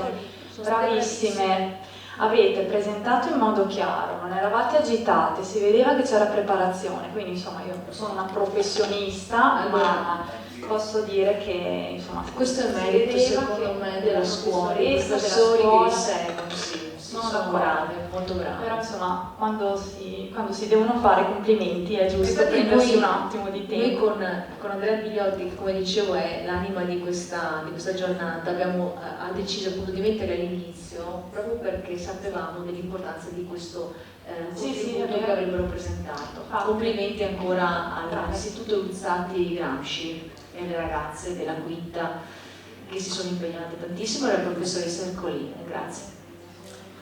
Detto ciò, mi presenterò brevemente, ma anticipo dicendo che mi trovo particolarmente a mio agio con questa platea di studenti e di studentesse, perché il mio ruolo in Aquafil è quello di comunicare la sostenibilità. Quindi io molto spesso accolgo in azienda studenti, studentesse un po' di tutte le età, diciamo, partendo dalle medie fino ad arrivare all'università. Domani ho 50 ragazzi e ragazze dell'Università dell'Oklahoma, quindi un'università a livello internazionale, che sono venuti in Italia per 3 giorni di viaggio di istruzione e hanno deciso di contattarci e di venire a visitarci perché, appunto, come è stato citato in mattinata, Aquafil è un esempio di azienda tessile e chimica, perché adesso vi spiegherò, ma abbiamo questo cordone ombelicale molto grosso ancora legato alla chimica, che è una parola che, se non spiegata, insomma, suona come il demonio, no? A livello di sostenibilità, e quindi appunto vengono a visitare un esempio di virtuosismo verso la sostenibilità e l'economia circolare, anche se si ha questo legame con la chimica. Quindi io in azienda ho questo ruolo, mi piace tanto confrontarmi con le generazioni più giovani, perché è emerso anche dall'intervento precedente, secondo me siete voi, no? A parte il futuro, che è una cosa che vi sentite dire molto spesso, io credo che voi siate più sensibili verso determinate tematiche rispetto alla mia di generazione, ma soprattutto alle generazioni precedenti, e quindi siate più attenti ed attente a quello che acquistate. Credo, capita anche a me, forse per deformazione professionale, ma credo capiti anche a voi, quando si va al negozio, in un negozio per acquistare un capo d'abbigliamento, ma anche al supermercato, io sono un po' attenta, no? Mi interesso sull'origine dei prodotti, se posso cerco di capire di più su è un prodotto stagionale, posso fare una scelta diversa. Quindi ecco, per tornare al mio ruolo, non racconto solo che cosa fa Aquafil per cercare di chiuderlo, questo cerchio, ma promuovo anche con contenuti digitali, abbiamo un ufficio che si occupa, insomma, di diffondere questa consapevolezza nell'acquisto, perché appunto è da qui che possiamo mettere il primo sassolino verso il cambiamento. Mi occupo, oltre che di sostenibilità ambientale, anche di sostenibilità sociale, che è una tematica che mi sta davvero a cuore. La sostenibilità sociale è l'attenzione, no, che si ha, nel nostro caso da parte dell'azienda, delle persone, quindi di chi lavora in azienda, i dipendenti, ma anche di tutte le comunità che interagiscono con l'azienda e con il territorio. Quindi insomma, questa è la mia breve presentazione. Possiamo entrare nel vivo delle mie slide, che sono insomma, di solito non annoiano. Se vedo qualcuno a cui cala la palpebra, capisco che forse è ora di accelerare un po' i tempi. Esatto, ma cercherò di essere breve. Allora, iniziamo così, introducendo brevemente chi siamo. Noi siamo un'azienda di Arco, è una località vicino a Riva del Garda, 5 km da Riva del Garda, in provincia di Trento, e appunto siamo un'azienda internazionale, abbiamo delle sedi presenti in 19 paesi in tutto il mondo, poi vi farò vedere come siamo spalmati a livello mondiale. Comunque sì, siamo conosciuti perché siamo leader nella produzione di fibre sintetiche, soprattutto di nylon. Quest'anno è il compleanno del nylon, che fa 90 anni, ma è anche il compleanno di Aquafil, che fa 60 anni dalla fondazione. L'azienda è stata fondata nel 1965 e appunto il nylon è il nostro core business. È stato detto brevemente, non so se è chiaro a tutti come funziona la produzione del nylon. Il nylon deriva da questa materia prima che si chiama caprolattame. Ecco, così sfatiamo subito, entriamo subito nella chimica e nel petrolio, esatto, nel mondo della produzione, perché il caprolattame è un derivato del petrolio, ok? Quindi noi cosa facciamo? Acquistiamo caprolattame dai nostri fornitori, la BASF di turno, questo colosso della chimica. Il caprolattame arriva in Aquafil, tramite il processo di polimerizzazione trasformiamo questo caprolattame, che insomma arriva in solido, poi noi lo scaldiamo, lo facciamo diventare liquido, e nell'impianto di polimerizzazione otteniamo questi, immaginatevi, dei chips, quindi dei piccoli granuli che poi vengono messi nell'impianto di filatura e diventano filo di nylon avvolto intorno al tubetto per fare la bobina. Okay? Questo è un po' in soldoni il ciclo produttivo del nylon, quello che facciamo noi in Aquafil. Perché siamo considerati virtuosi, no? Vi dicevo all'inizio, perché dal 2011 abbiamo iniziato a produrre un nylon che si chiama Econyl, che anziché avere caprolattame proveniente da fonte fossile, quindi proveniente da petrolio, è interamente prodotto da rifiuti di nylon. Rifiuti raccolti in giro per il mondo, rifiuti di cui vi parlerò dopo, e rifiuti su cui però bisogna fare un po' di attenzione, però insomma non voglio spoilerare il contenuto delle prossime slide. Questo è un po' il riassunto di chi siamo e che cosa facciamo. Vi ho riportato qualche numero preso dal bilancio consolidato dell'anno scorso. Noi siamo anche una società quotata alla borsa italiana, quindi abbiamo degli obblighi di rendicontazione molto stringenti. Vi dicevo, siamo presenti in 8, sì, perché abbiamo tolto, scusate, in 8 paesi su 3 continenti. I nostri collaboratori e collaboratrici l'anno scorso erano 2.390 e abbiamo avuto un fatturato di circa 545 milioni di euro. Questa è una cartina che vi fa vedere appunto la presenza globale. Vediamo se il puntatore funziona. Eccoci. Noi siamo qui ad Arco, dove in Italia abbiamo 3 stabilimenti produttivi, uno ad Arco dove produciamo le bobine di nylon, gli altri 2 a Rovereto e a Cares, dove rilavoriamo questo filo. Rilavoriamo il filo perché i nostri clienti principali sono produttori di tappeti. Il nylon infatti, grazie alle sue proprietà di resistenza, è molto utilizzato nel mondo della pavimentazione tessile, e quindi questi 2 impianti rilavorano il filo di nylon per far sì che corrisponda alle esigenze dei nostri clienti dei tappeti e che si faccia il tappeto con determinate caratteristiche. Per darvi un'idea, siamo presenti anche negli Stati Uniti, vedete qui abbiamo una presenza molto importante. Qui siamo in Georgia, quindi uno stato degli Stati Uniti dove io non sono mai stata, ma mi hanno raccontato che la Georgia tra gli stati degli Stati Uniti è lo stato dove almeno un componente di tutte le famiglie lavora nell'industria del tappeto. Quindi capite anche voi che per noi era molto importante riuscire ad insediarci qui. Dall'altra parte degli Stati Uniti abbiamo degli impianti di raccolta di tappeti usati, vedremo poi perché, comunque potete immaginarvelo, no? Che sono utilizzati nel nostro processo di riciclo, ma siamo presenti anche dall'altra parte del mondo, no? Così, un aneddoto, questo è l'impianto, qui è l'impianto in Cina, che abbiamo aperto nel 2011. È una data per me importante perché è stato il mio primo anno di lavoro.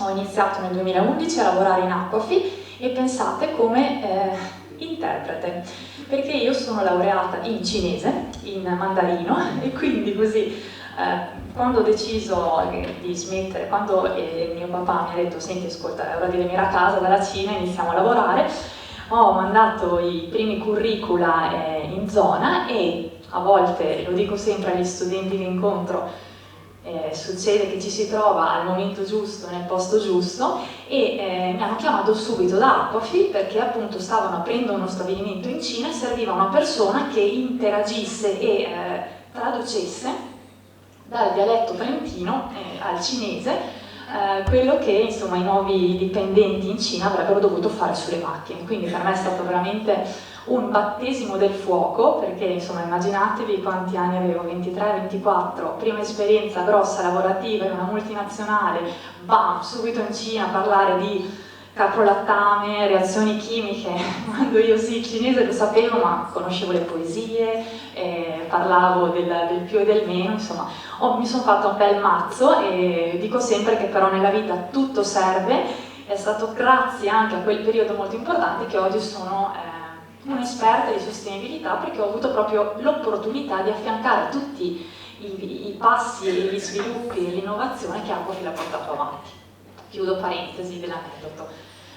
Qui vi ho riportato una spaccatura della nostra produzione. Vi dicevo, noi produciamo nylon, il nylon può essere utilizzato in base ovviamente all'output per diverse industrie. Il 73% del filo del nylon, scusate, che produciamo è utilizzato per l'industria del tappeto, quindi vendiamo a produttori di tappeto. Il 16% del filo che vendiamo è invece utilizzato per l'industria tessile, Quindi vendiamo a chi fa i tessuti, che poi vende al Prada di turno, a Stella McCartney, a tutti i brand della moda che ho citato all'inizio. E poi abbiamo una piccola percentuale di polimero, perché il nylon può essere anche venduto sotto forma di questi granuli di cui vi parlavo prima e utilizzato nell'industria del design, dello stampaggio per fare anche oggetti d'arredo. Ok, entriamo nel vivo della parte dedicata ad Econil.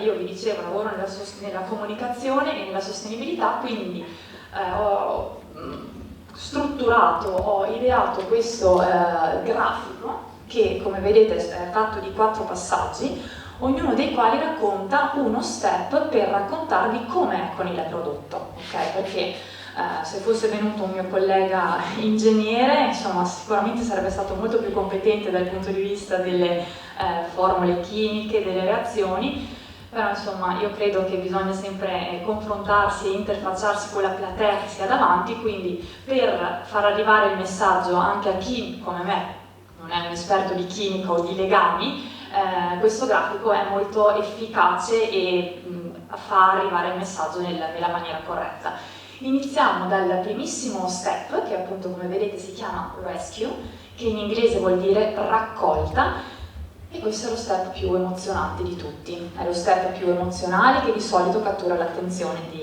davvero della platea, perché in questo step raccontiamo quali rifiuti raccogliamo in giro per il mondo per poter produrre Econil.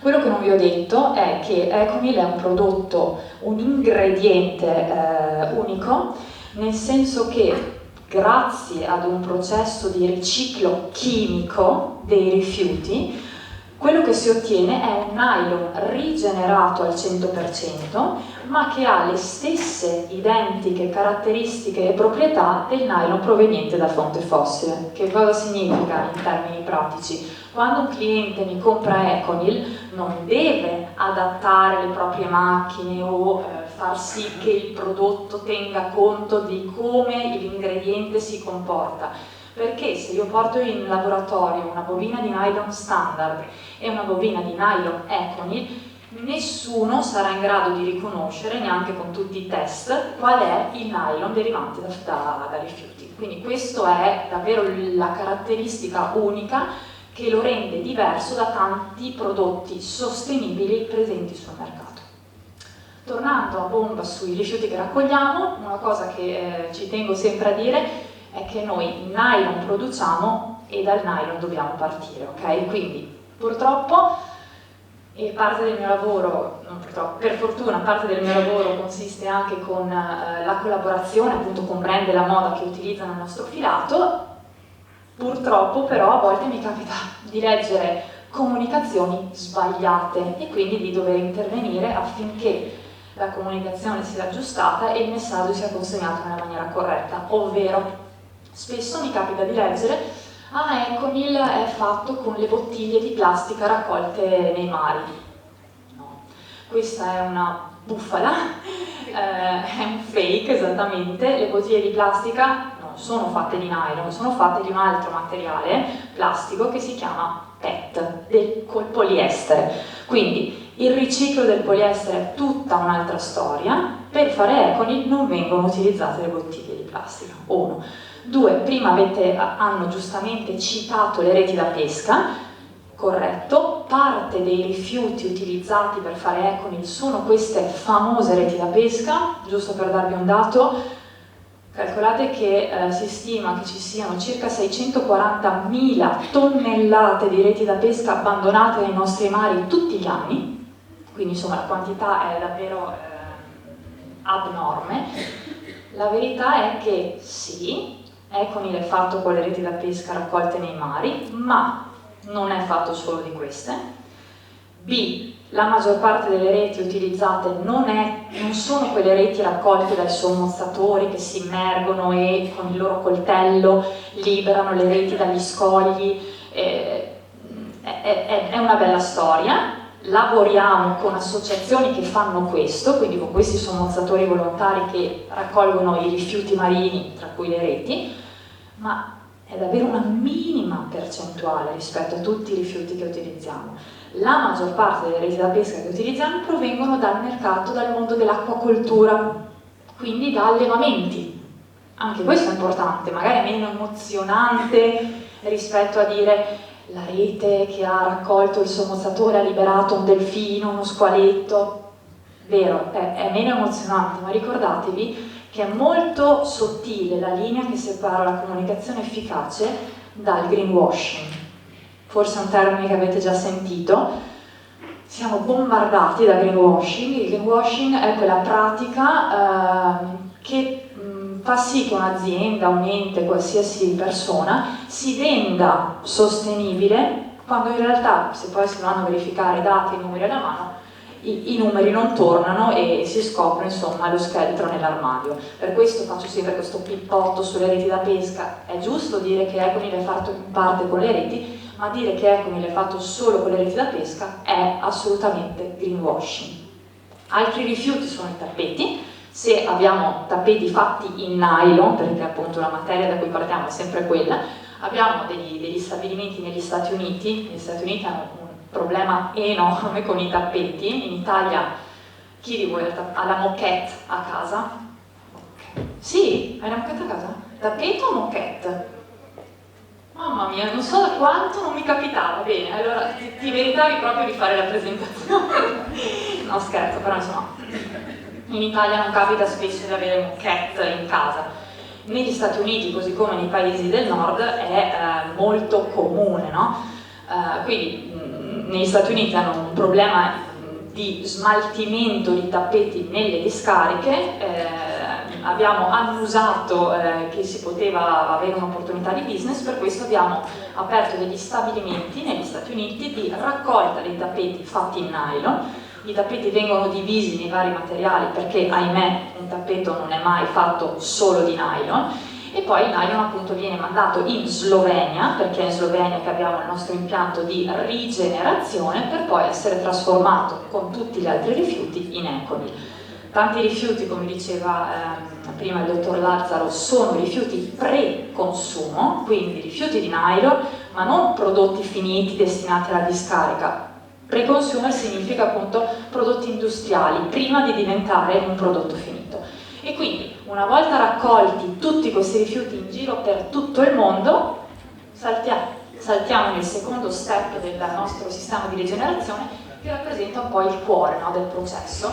Abbiamo un impianto a Ljubljana, in Slovenia. Ljubljana è la capitale della Slovenia, dove questi rifiuti vengono buttati in un pentolone, ok? In un impianto chimico, e vengono, tramite un processo di depolimerizzazione, quindi un processo inverso alla polimerizzazione, trasformati in caprolattame Econil, che, come vi dicevo, ha le stesse identiche caratteristiche di quello proveniente da fonte fossile.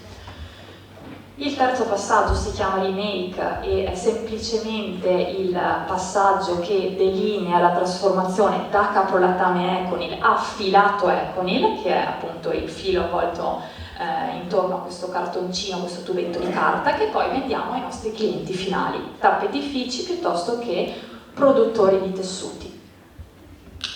L'ultimo step si chiama Reimagine e è completamente destinato ai nostri partner, ai clienti che utilizzano filo o polimero Econil per i loro prodotti. Quindi noi avremmo potuto fermarci qui a livello di azienda, però credo sia emerso anche dalle presentazioni che mi hanno preceduto, la sostenibilità e la circolarità non sono azioni che si fanno da soli. Okay, quindi anche noi, in quanto a una realtà B2B, perché siamo un business to business, noi non vendiamo le bobine a mia mamma, alla signora Maria, ad altre industrie che creano prodotti che poi vengono destinati al consumatore finale, no? Noi avremmo potuto dire, sai che c'è, noi siamo stati in grado di produrre il nostro prodotto nylon da rifiuti, quindi credo che nessuno sia contrario nel dire che noi il cerchio lo abbiamo chiuso. Il problema, appunto, come dicevamo precedentemente, sta nei prodotti che noi consumatori utilizziamo. ok? Perché se un prodotto al momento del suo design, quindi al momento della progettazione, non è pensato affinché a fine vita sia in qualche modo riciclabile o rigenerabile, capite anche voi che continuiamo ad aumentare le tonnellate di rifiuti nelle nostre discariche, ok? È quello che si diceva prima, no? Pensate a qualsiasi prodotto di uso quotidiano che abbiamo, il telefonino, il computer. Il telefonino si rompe, il computer è vecchio, lo portiamo in discarica. Poi il report ci fa vedere che purtroppo le discariche sono concentrate in India, in Africa, questo è vero, ma nella maggior parte dei casi io sfido chiunque a portare un telefono ormai obsoleto. Sì, ok, niente, insomma, stringo, la progettazione, come si diceva, è fondamentale. Concludo con questa slide che è rappresentativa del prodotto pensato con the end in mind, noi diciamo. Questa è una giacca di Napapiri. Napapiri lo conosciamo tutti. Questo è stato il primo esempio di eco-design, quindi di prodotto tessile pensato per essere interamente riciclato a fine vita.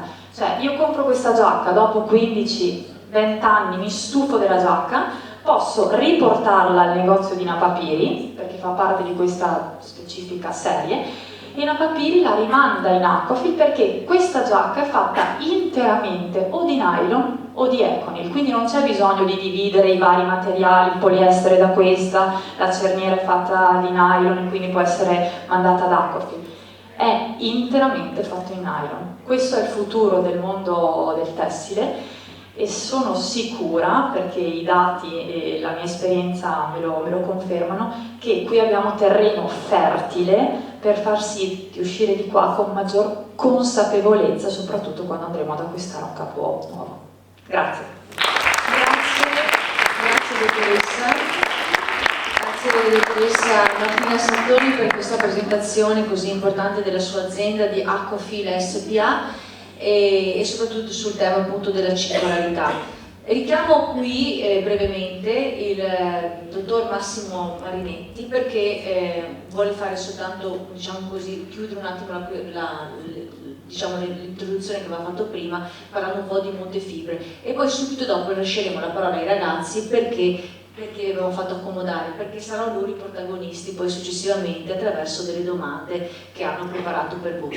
Quindi dottor Marinetti, le lascio ancora la parola. Di nuovo, buongiorno.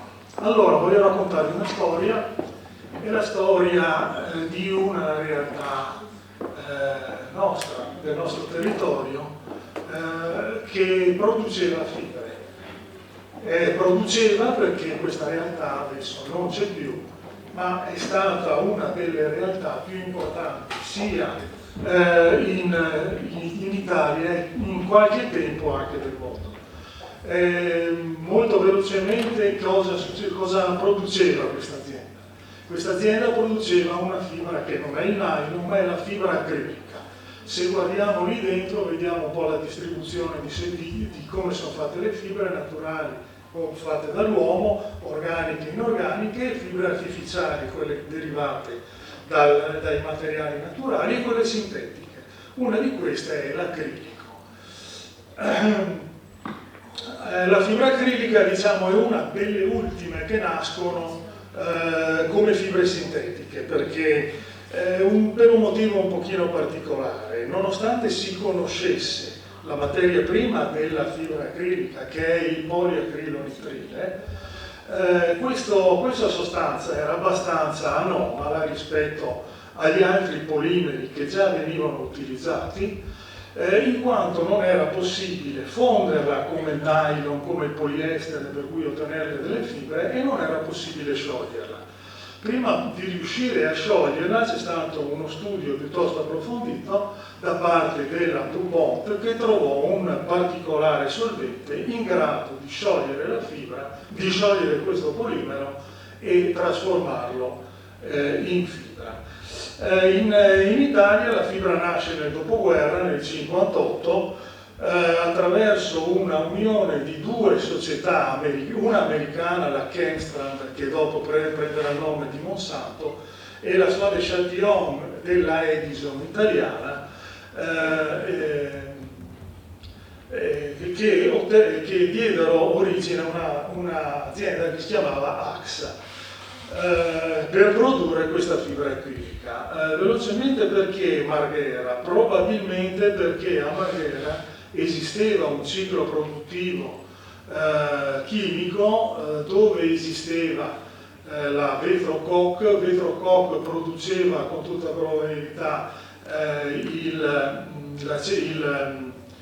carburo, acetilene con la chimica del Reppe l'acrilonitrile, per cui con tutta probabilità nasce a Marghera per questo motivo. Questa è la posizione, se vediamo, è una della seconda area industriale di Porto Marghera, e questo era lo stabilimento.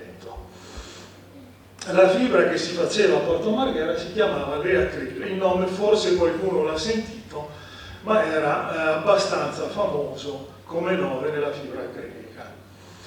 Questo è l'inizio della produzione. Nel 1959, con poche persone, 500-600 persone, la produzione a Porto Marghera, con 10 macchine e una linea di polimerizzazione, comincia a produrre questa fibra. Si parla di poche decine di migliaia di tonnellate, 10-12 mila tonnellate. Mi fa specie guardare una particolarità. Rivediamo una delle prime confezioni di fibre, è una fibra sintetica che è confezionata dentro un sacco di juta, per cui è curiosa la faccenda come veniva fatta. La fibra acrilica comincia a prendere piede, è un prodotto interessante, un prodotto che rende economicamente, e in Italia cominciano a esserci più di qualche industria che sviluppa fibra acrilica. Queste vediamo tutte le aziende che hanno aperto negli anni in Italia, dalla Basilicata, 3 impianti in Sardegna, Porto Marghera e vicino a Milano. Inoltre Marghera apre una dépendance in Spagna, e nel mondo si sviluppa moltissimo questa fibra. Questi sono ad esempio tutti i produttori che cominciavano a esserci nel mercato nel mondo. Di fibra acrilica nel 2010, questo è un dato non molto recente, però uno che avevo, si parla di 2 milioni e passa di tonnellate. Per riallacciarmi al discorso del collega prima, la fibra acrilica vale circa il 3% delle fibre sintetiche, per cui la produzione mondiale delle fibre acriliche è enormemente più grande. Credo il nylon valga il 3%, l'acrilico il 2%, il resto è tutto poliestere principalmente. Una volta le fibre erano abbastanza nobili, rendevano parecchie. Qui ci sarebbe un filmino in cui Totò cerca di corrompere qualcuno per vendergli un impermeabile di Teritali. Era una cosa nobile.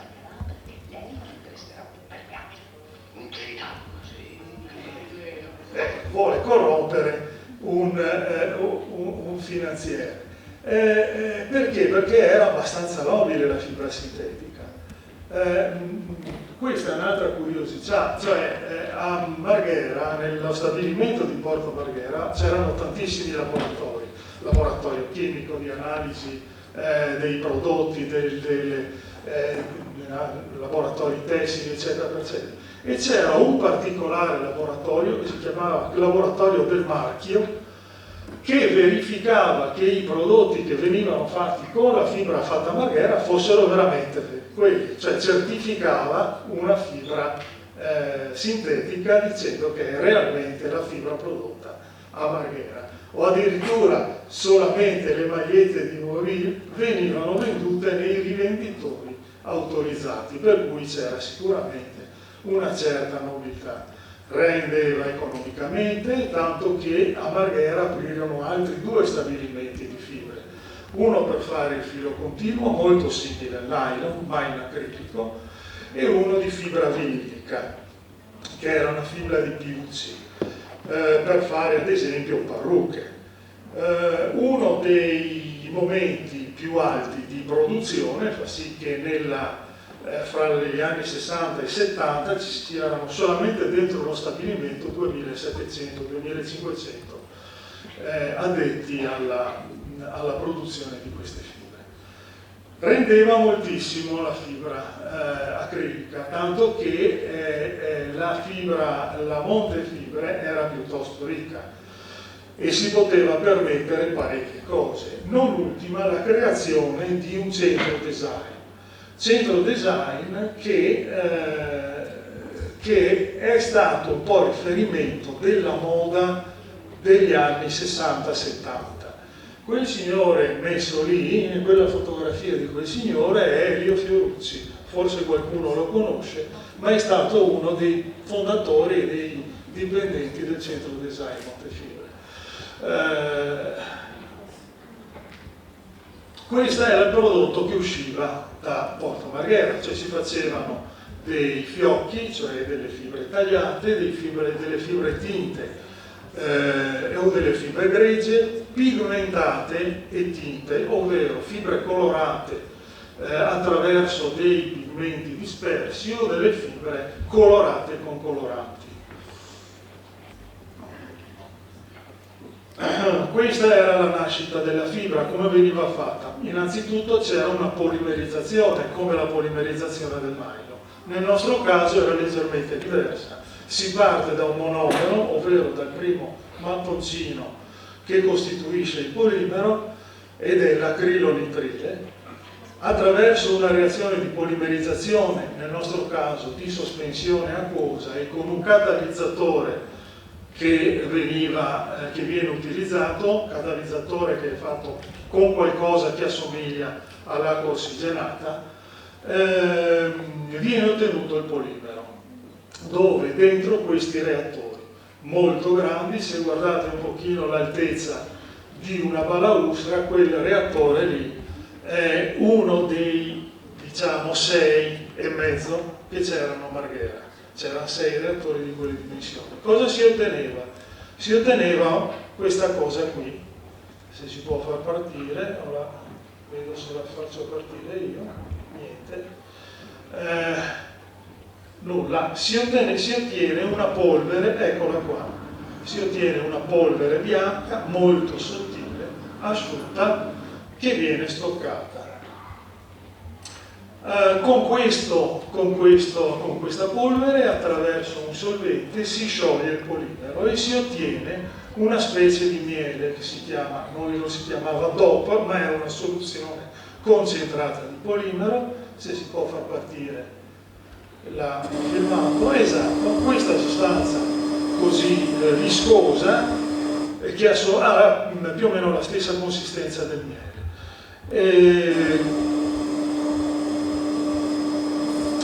Questa sostanza, questo DOP viene pompato attraverso una filiera molto sottile.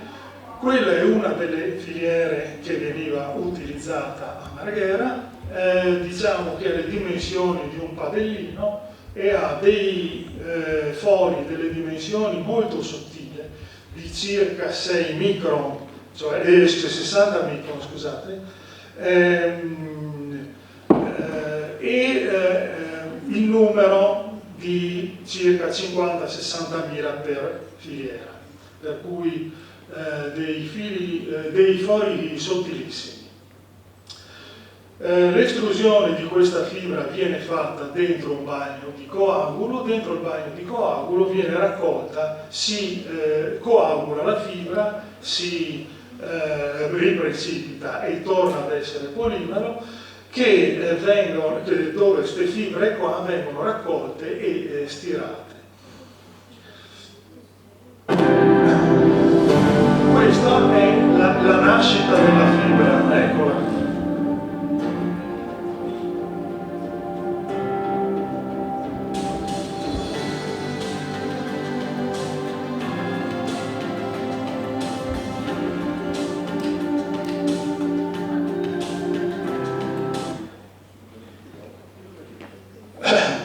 breve, dal DOP si passa alla filiera. La filiera abbiamo detto che viene coagulata nel bagno, le fibre vengono successivamente lavate, con dei rulli vengono asciugate e stirate, c'è un passaggio che si chiama crimping, in realtà in italiano si chiama crimpatura, e serve per dare quell'ondulazione alle fibre, vedremo dopo cosa serve, dopodiché viene vaporizzata e usata.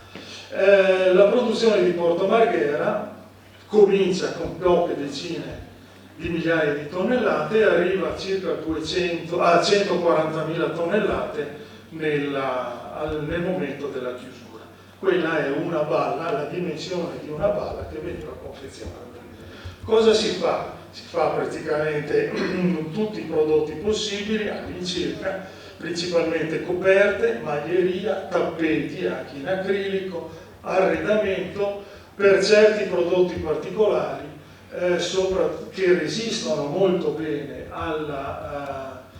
all'effetto della luce solare, per cui si fanno arredamenti per imbarcazioni, ombrelloni, tende, capotine per auto.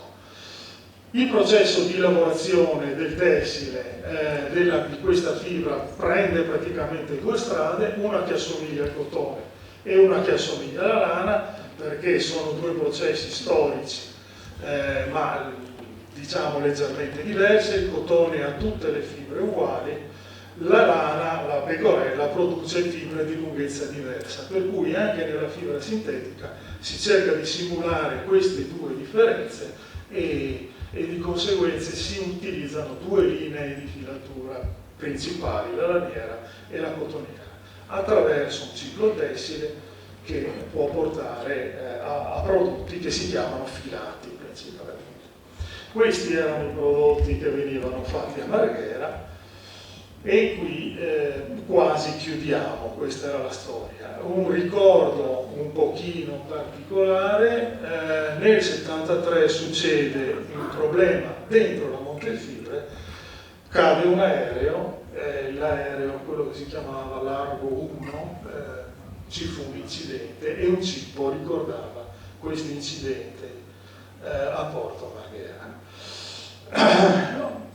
Questi sono un pochino i nomi che ha preso Montefibre, lo stabilimento di Porto Marghera. Nasce con AXA, diventa Châtillon, riprende il nome di una delle società che avevano dato origine all'AXA, prende il nome di Montefibre, diventa il gruppo Enimont quando Gardini fa l'Enimont, e in quel momento tutti gli stabilimenti d'Italia si uniscono in una sola società e vengono prodotte una quantità di fibra da record mondiale, circa 365.000 tonnellate.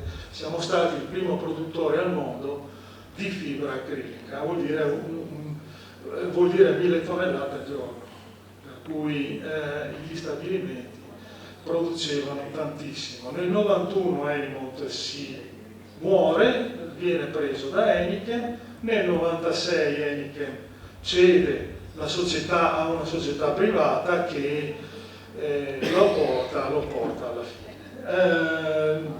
Una piccola società che si chiama Asteris Carbon resta un pochino viva. 2009 si chiude tutto, 400 dipendenti qua di Marghera vengono lasciati, restano a casa. Montefibre chiude tutte le sue società anche in Spagna e ad Acerra, e cosa resta di Montefibre? Qua nel territorio niente o quasi poco o quasi niente. Una cosa da ricordare: questa è l'entrata della facoltà di chimica del padiglione Alfa, se non sbaglio. Abbiamo fatto una donazione una parte della biblioteca storica di Montefibre, e adesso la biblioteca di Montefibre fa parte della biblioteca dell'Università di Venezia in via Torino. E dopo resta, diciamo, questa Asteris Carbon, che è una spin-off in cui Gli ultimi studi del centro ricerche di Marghera si è orientata sulla fibra di carbonio, perché con la fibra acrilica si fa la fibra di carbonio. Questa Astriscarbon è stata acquisita assieme a SNIA Ingegneri e tutta la tecnologia di Montefibre da una società che si chiama MAE, per dar vita a una società di ingegneria che si chiama MMT, che ha sviluppato la tecnologia della fibra di carbonio, costruisce impianti di fibra di carbonio, ha un impianto in Italia dimostrativo di produzione di fibra di carbonio, e per cui l'eredità di Montefibre si è un pochino riscattata in questa nuova realtà. Grazie.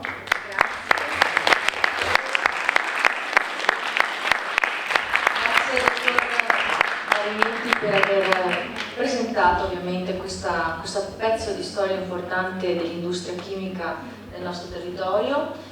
E ora passiamo, anche perché i ragazzi stanno scalpitando, siete stati bravi finora perché avete prestato sempre molta attenzione, anche se sono stati degli interventi, voglio dire, massicci, nel senso che c'erano moltissimi contenuti, ma ovviamente credo che siano stati importanti anche per quella che è la vostra formazione, visto che tanti di voi appunto si occupano anche di biotecnologie ambientali per quanto riguardano alcuni indirizzi scolastici. Allora io chiamerei qui per fare delle domande, perché questa è stata la proposta che i docenti hanno fatto in occasione di questa presentazione. Allora, l'istituto secondario di primo grado, appunto Caio Giulio Cesare, attraverso la professoressa Sara Ferrante, se mi vogliono raggiungere i ragazzi per... come? Sì, qui chi fa le domande, se gentilmente ci raggiungono i ragazzi, e poi successivamente i ragazzi invece dell'istituto Pacinotti, la terza F di biotecnologie ambientali, che sono poi coordinati dalla professoressa Elena Scattolin. Vieni pure qui, raggiungimi. Sei da sola oppure c'è qualcun altro? Tu fai tutte le domande per tutti? Sì.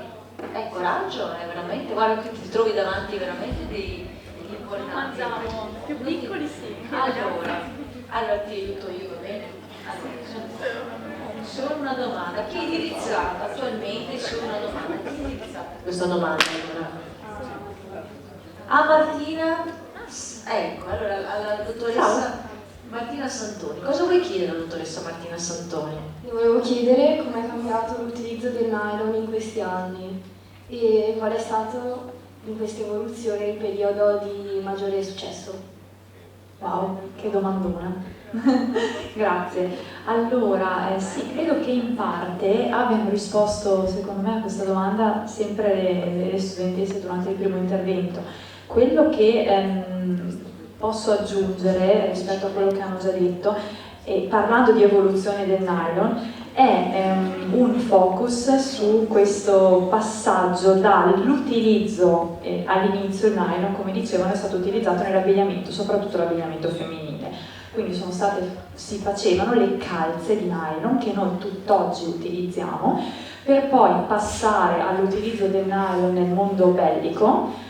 Durante la guerra e anche nel dopoguerra il nylon veniva utilizzato per fare paracadute, per fare le tende, per anche rimediare a magari dei danni che erano fatti sugli pneumatici, insomma nell'industria bellica. Ho letto che addirittura, questo è un piccolo aneddoto, che così è una curiosità, le donne americane vendevano le loro calze di nylon durante gli anni della guerra perché il nylon scarseggiava, era molto utilizzato e quindi insomma anche per guadagnare qualcosa le calze venivano vendute a centinaia di dollari. Dal punto di vista della moda e della emancipazione anche femminile, per non dover rinunciare completamente all'oggetto della calza sulla gamba, sai che cosa facevano le donne? Si disegnavano una riga nera sul retro della gamba, perché non avendo la calza venduta per appunto sopperire a questa mancanza di nylon nell'industria bellica, non volevano perdere la femminilità che vivaddio nel Novecento avevano raggiunto, e quindi insomma si disegnavano questa righetta sul retro della gamba. Poi dopo la guerra il nylon è stato utilizzato molto nell'industria del tessile, ma anche per fare i tappeti, e ad oggi, come vi ho raccontato, per fortuna si è trovato il modo per produrre il nylon non più solo da fonte fossile, ma anche utilizzando i rifiuti. Quindi si è passato dall'utilizzo innovativo della fibra a un utilizzo anche sostenibile. Bene, allora, risposta esaustiva? Sì, ti ha dato risposta che... Abbastanza, ho visto una faccia. Allora, se vuoi ti congediamo, grazie, ti farei un applauso anche per il coraggio.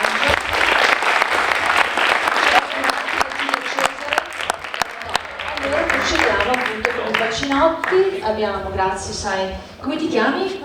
Matilde, grazie, sei stata molto brava, grazie.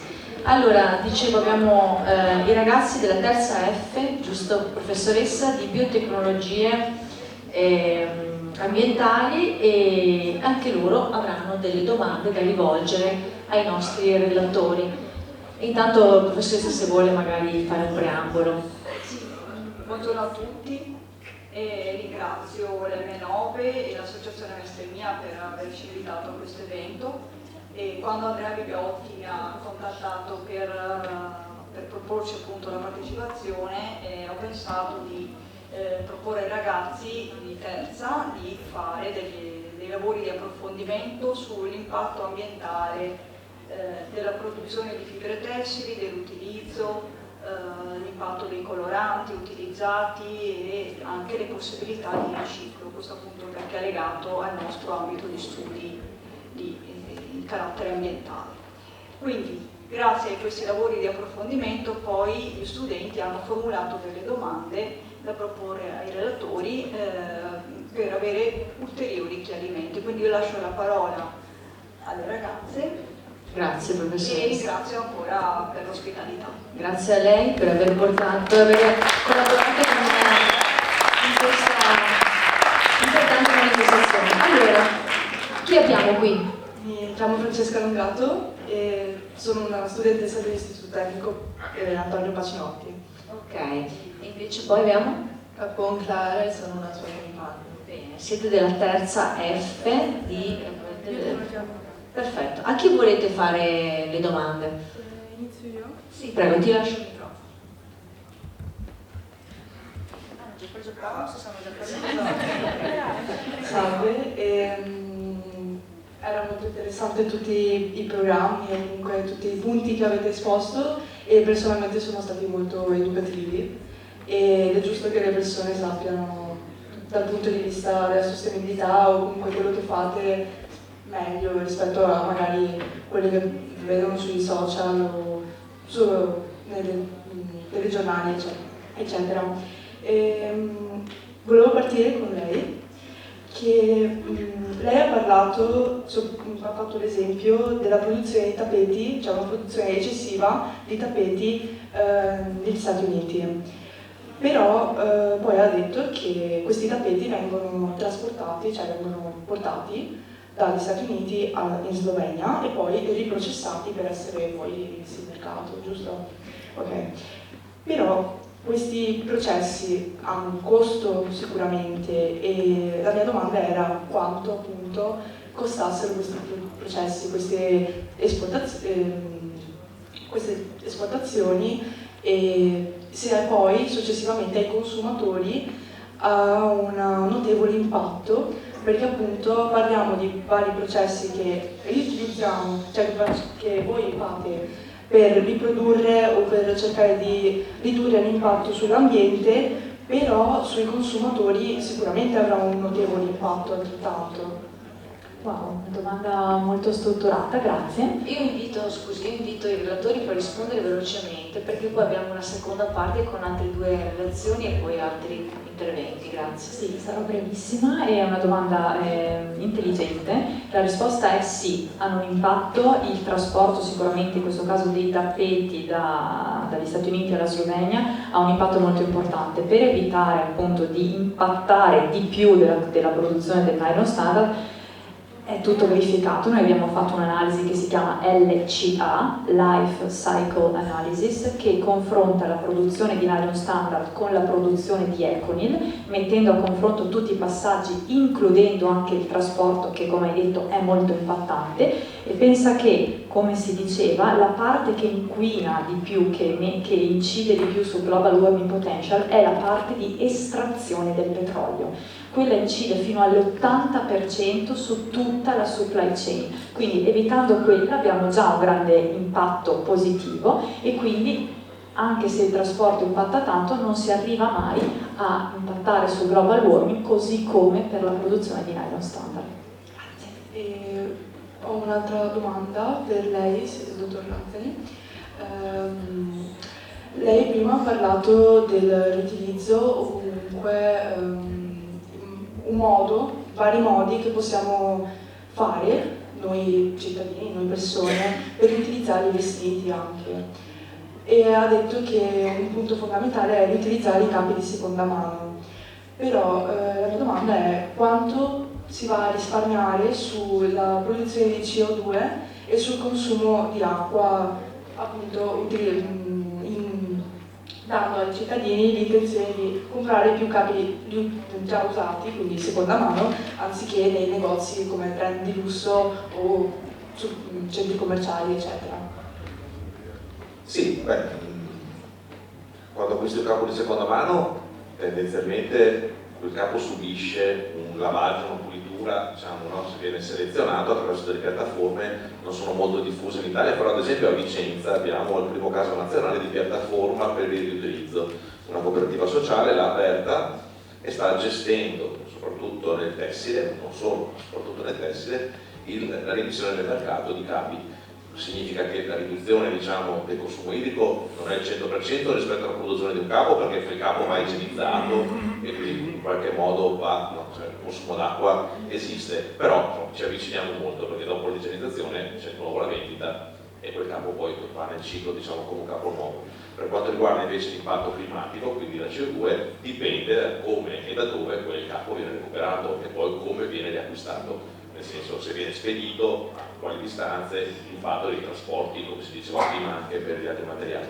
Certo che ovviamente, basandomi sulla risposta precedente, vediamo se c'è un impatto principale delle fonti fossili rispetto all'impronta e quindi a quanto grave è l'aumento di CO2 in atmosfera. Qui siamo sicuramente in condizioni molto molto ridotte.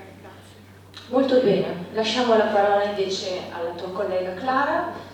Clara, tu invece a chi rivolgi le tue domande? Accomodati. Lei all'inizio del suo intervento ci ha detto che Aquafil principalmente si occupa del nylon, ma quello che ci interessava sapere è se state studiando, sono già presenti anche altre fibre sintetiche, altri processi per appunto riciclare altre fibre sintetiche al di fuori del nylon. Grazie per la domanda, la risposta è sì. Abbiamo un piccolo impianto pilota, che significa una macchinetta ad arco che abbiamo appunto installato ad arco per il riciclo del PET. Quindi non significa che da domani Aquafil ricicla le bottiglie di plastica, perché dal processo pilota per arrivare a un processo industriale, quindi su scala industriale, di acqua sotto il ponte ne passa tanta, però è un primo passaggio. La cosa fondamentale che volevo dire prima e che dirò in 2 secondi è che proprio recentemente, circa 2 settimane fa, abbiamo divulgato un comunicato stampa e dimostrato che prima si parlava di abbigliamento creato con diversi materiali. Un esempio sono i costumi da bagno. I bikini sono fatti per il 78% di nylon, ma per il 22% ancora di elastomero, che è quella fibra che dà elasticità al capo. Diffidate quando vedete portami costume, cartelli, etichette con scritto portami il costume, io lo riciclo e facciamo altri costumi. ad oggi non è proprio così, o meglio non era, perché Aquafil ha dimostrato, e appunto a questo si riferisce il comunicato stampa, che è possibile oggi recuperare i costumi e separare il nylon dalla fibra elastomerica, che avrà un diverso flusso di riciclo rispetto al nylon. Quindi insomma questo per dire che investendo in ricerca e sviluppo i passi e i successi nel futuro, insomma, si spera che arriveranno anche per le altre fibre. Grazie. Grazie a lei. Domande? No, avete concluso. Allora possiamo lasciare i ragazzi e le ragazze appunto ritornare ai loro posti, e io vi lascerei anche a voi ritornare alle vostre sedute, lasciare, scusate, dovete, no, vi chiedo gentilmente, perché adesso passiamo alla seconda parte della mattinata. Qui trattiamo con due importanti rappresentanti del mondo appunto del mondo accademico, parliamo appunto del Dipartimento di Scienze Molecolari e di Nanosistemi. Abbiamo qui la professoressa ordinaria Michela Signoretto, che chiedo di venire qui, oppure facciamo parlare prima lui? Sì. Aspetta, sì, abbiamo qui il professor Matteo Gigli, professore associato appunto del Dipartimento di Scienze Molecolari e Nanosistemi di Ca' Foscari, con la sua relazione appunto, che è dedicata appunto alle ricerche per il riciclo chimico delle fibre sintetiche fino ai materiali dalla raccolta differenziata. Ah, fa l'altro, vi siete scambiati, ok, perché avevo questa, quindi ricerche per il riciclo chimico, no, scusate, ricerche per il riciclo chimico delle fibre sintetiche e materiali della raccolta differenziata. Questo lo farà la professoressa. Vabbè, ci siamo, non è un problema. Mi sono arrivate, vabbè, informazioni poi tanto i ragazzi sanno più di noi, quindi. Allora, le lascio la parola, professor Gigli, a lei. Allora, grazie e buongiorno. Intanto bravissime, perché io non lo so, io alla loro età mi sarei addormentato, mi sarei alzato, sarei uscito. No, sono super attenti, sì, no, è una cosa, veramente complimenti anche alle professoresse e ai professori, perché insomma, sì, è vero, quindi veramente bravi. Esatto. Allora, io cercherò di essere brevissimo proprio per questo motivo, perché insomma siete seduti già da 2 ore e quindi magari la stanchezza inizia ad arrivare. Io cercherò di essere breve e di raccontarvi una piccola storia di quello che noi facciamo nel nostro dipartimento. Allora, io insegno chimica e come ricerca mi occupo invece dello sviluppo di materiali a partire da fonti rinnovabili, e nello specifico noi tentiamo con le nostre ricerche di valorizzare qualcosa che è un sottoprodotto, che è uno scarto, per trovargli nuova vita e per sviluppare delle applicazioni ad alto valore aggiunto. Quindi la mia presentazione appunto si occuperà di raccontarvi lo sviluppo di fibre sintetiche a partire da fonti biologiche, e nello specifico quello di cui vi voglio parlare oggi sono le fibre di carbonio.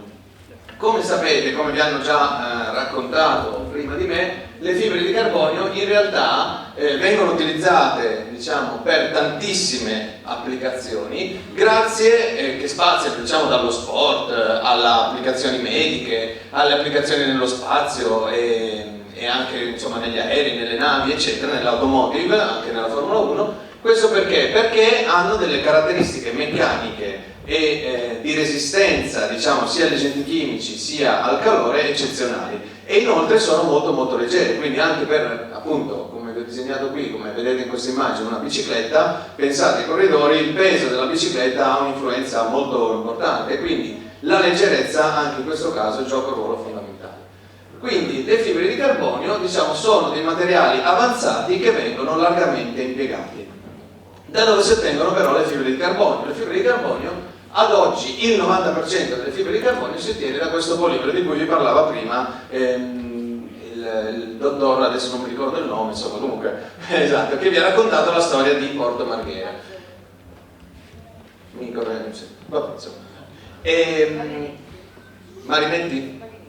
Ok, grazie, scusi per l'interruzione. Allora, da questo polimero che è poliacrilonitrile. Il poliacrilonitrile, come vi dicevano, è appunto derivato da petrolio e attraverso una serie di processi che qui vi risparmio, che sono processi condotti ad elevata temperatura, prima in aria per ossidare il polimero e poi in ambiente inerte per, diciamo, un processo di carbonizzazione, si ottengono quelle che sono le fibre di carbonio, che poi possono essere modificate più o meno per specifiche applicazioni, quindi può essere applicata una vernice, possono essere trattate superficialmente e così via. Quello che però appunto è il punto di nota è che sono ottenute da un polimero che è derivato direttamente dal petrolio. E quindi che cosa possiamo fare? Qual è la nostra ricerca, diciamo, nel nostro dipartimento e nel gruppo di cui faccio parte? E quello che noi cerchiamo di fare è di ottenere queste fibre di carbonio da una fonte alternativa. Io, diciamo così per gioco, visto che adesso va tanto di moda, ho interrogato l'intelligenza artificiale, ho detto: come faresti a ottenere delle fibre di carbonio da fonti rinnovabili? E mi ha diciamo, raccontato questo processo, questo disegno, in cui si vedono degli scienziati, sono degli macchinari più o meno avveniristici, utilizzare del legno effettivamente per ottenere delle fibre di carbonio. E questo è anche quello che effettivamente facciamo noi nel nostro laboratorio, nel senso che noi partiamo da uno dei componenti del legno, e nello specifico dalla lignina, per ottenere delle fibre di carbonio.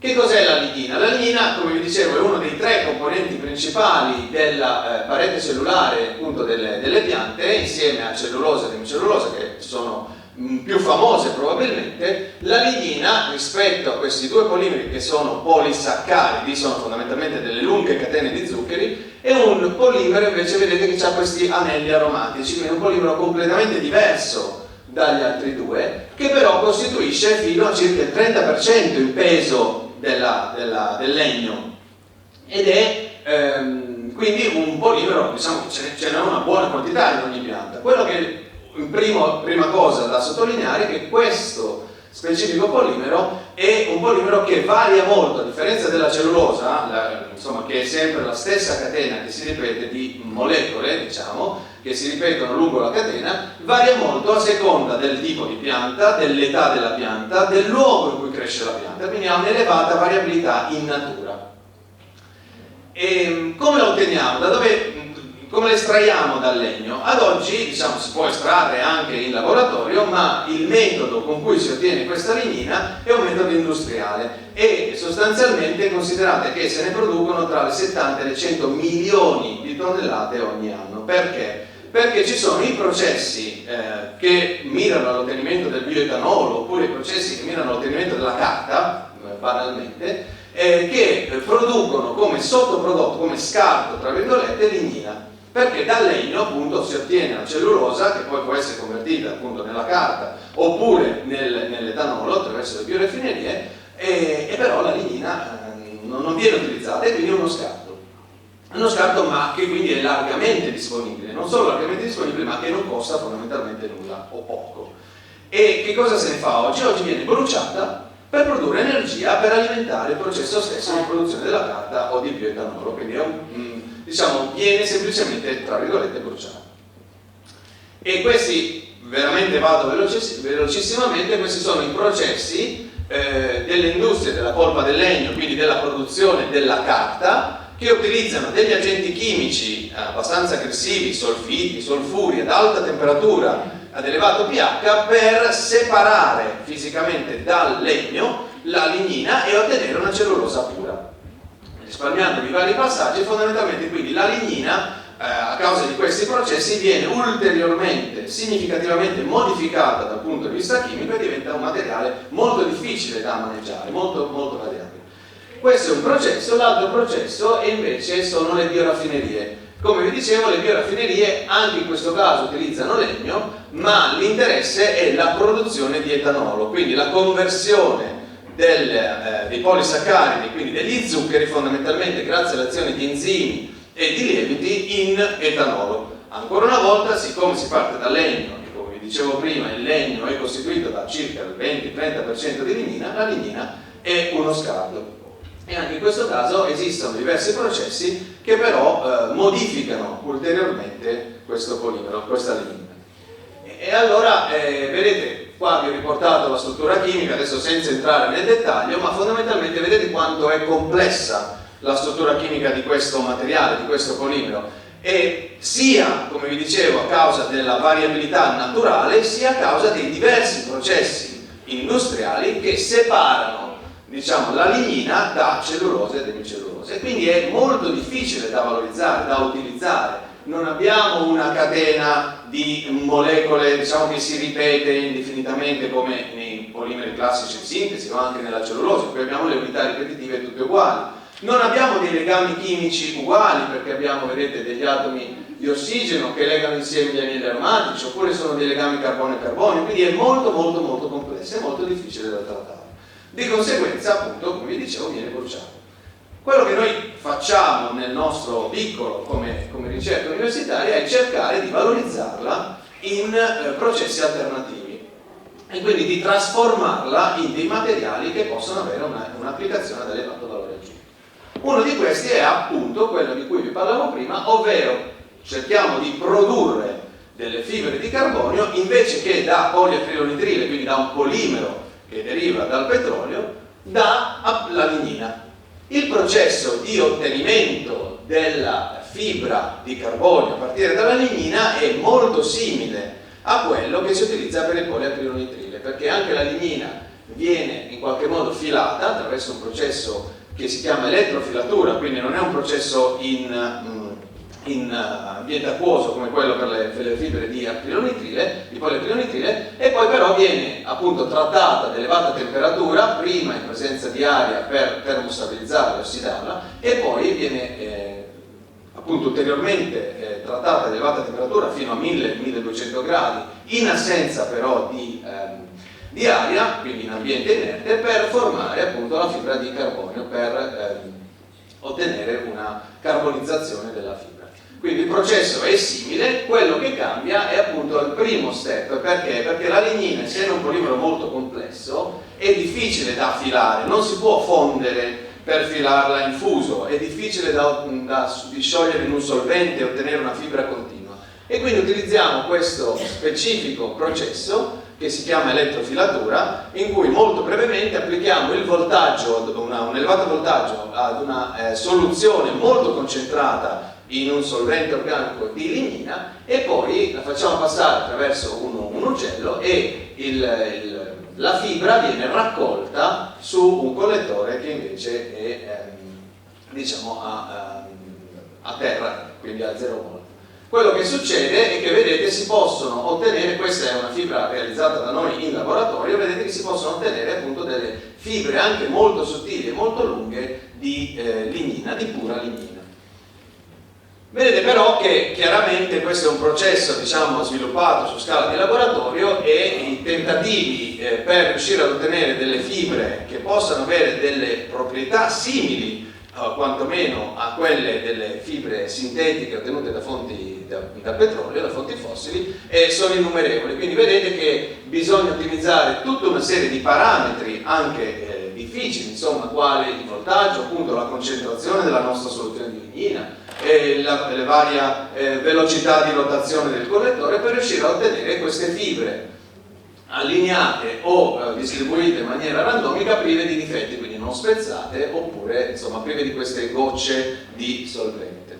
E quindi, diciamo, andando a concludere velocemente l'intervento, quello che volevo farvi vedere è che un impianto di produzione di cellulosa, quindi di legno, di polpa di legno, può lavorare circa 650.000 tonnellate all'anno di legno, da cui si possono ottenere 16.000 tonnellate all'anno di fibre di carbonio derivate direttamente dalla lignina, e questo sarebbe un notevole impatto dal punto di vista appunto della valorizzazione di quello che è un sottoprodotto, e soprattutto di quello che è la defossilizzazione, cioè l'indipendenza dalle fonti fossili. Chiaramente, essendo un'attività di ricerca, noi stiamo ancora lavorando per migliorare il processo, e peraltro lo uso anche come spot, se siete interessati a studiare queste cose venite da noi a Chimica, perché abbiamo una bellissima laurea triennale in chimica, abbiamo la laurea magistrale, abbiamo la possibilità di fare ricerca, quindi so che non è molto conosciuta, ma Chimica Ca' Foscari, ma assolutamente, insomma, abbiamo un pool di scienziati che lavorano su tante tematiche assolutamente innovative, quindi mi raccomando, se siete interessati a queste cose, possiamo anche chiederlo, professore, sì. Magari, visto che avete passato questa mattinata e poi tra l'altro anche come indirizzo di studio siete già portati, quanti di voi così indicativamente, dopo aver sentito, poi sentirete anche la professoressa Signoretto, è interessato ad esempio a fare un lavoro di ricerca? Perché è importante. Chi di voi magari, non so, chi lo domanda, non abbiate paura e timore, magari adesso vi approccerete alla scelta dell'università e quindi di fare ricercatori oppure di iniziare, no.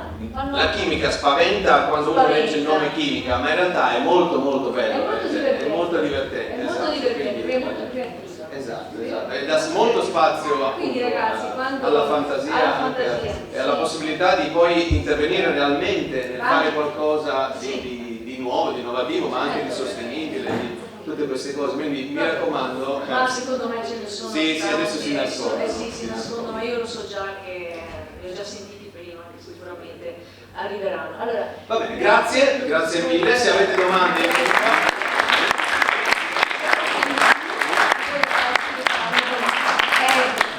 Riteniamo di nuovo appunto, io ormai ci conosciamo già, vi do anche un abbraccio, piacere di incontrarti. Abbiamo qui appunto la professoressa Michela Signoretto, appunto del Dipartimento di Scienze Molecolari. Ecco, scusate, questi sono i ragazzi del Giulio Cesare che devono rientrare e rimangono i ragazzi del Bacinocchi. Grazie di aver partecipato, grazie ai professori che hanno contribuito ad accompagnarvi e grazie delle domande e la partecipazione. Arrivederci e alla prossima.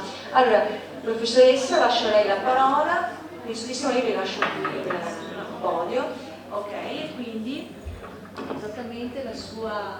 Allora, innanzitutto, così siete anche più tranquilli, io non ho una presentazione, come sempre arrivo in ritardo, vado così a biglia sciolta. La mia presentazione era soprattutto era messa nella parte appunto il domani, il futuro. Era quello che abbiamo sentito in tutti gli interventi, cioè gli ultimi interventi. Il futuro è basato soprattutto nel cercare di garantire la sostenibilità. Io aggiungo qualcosa, anche se posso darti che tu, Chiara, sei molto giovane, e Chiara ha spiegato benissimo, ma la sostenibilità è un concetto molto grande che investe non solo l'aspetto ambientale, non solo l'aspetto sociale, ma anche l'aspetto economico.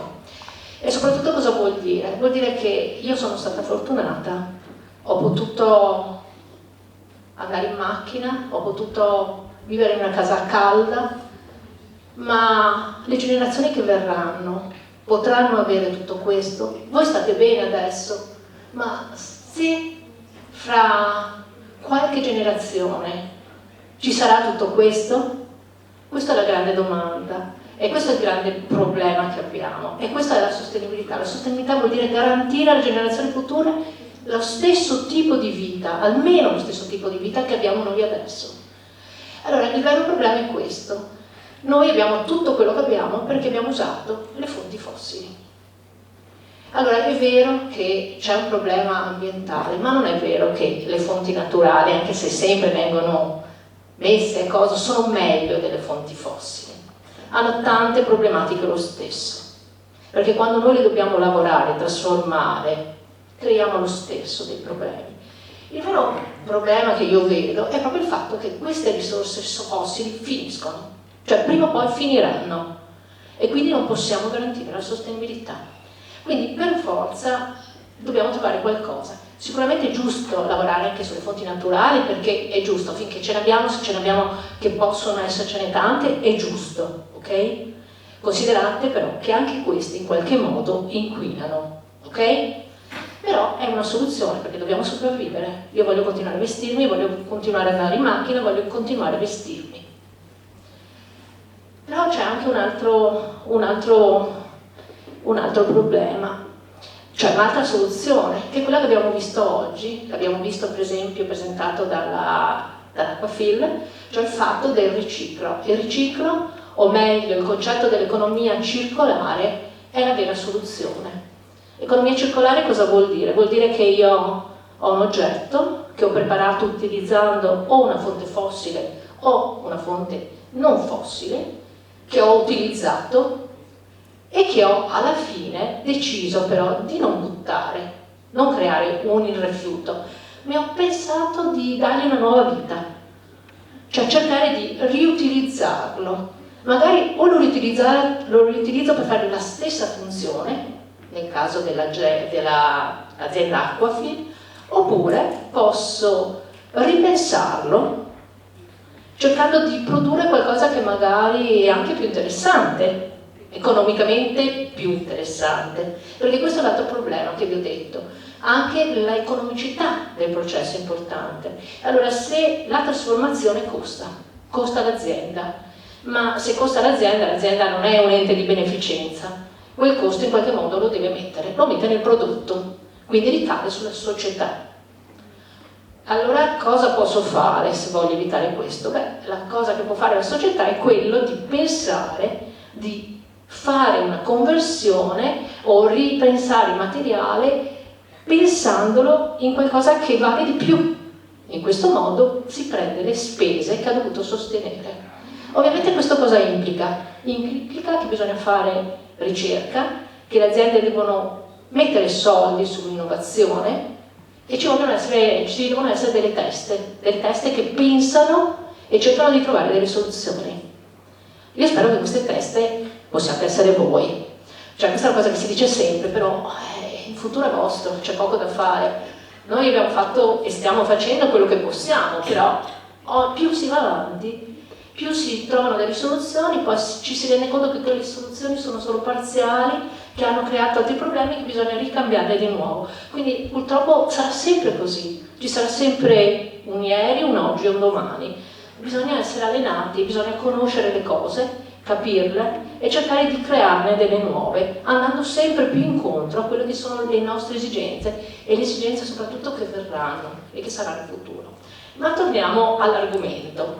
Allora, l'argomento di oggi era il nylon o le fibre sintetiche o in generale il tessile, no? L'industria tessile. Allora abbiamo visto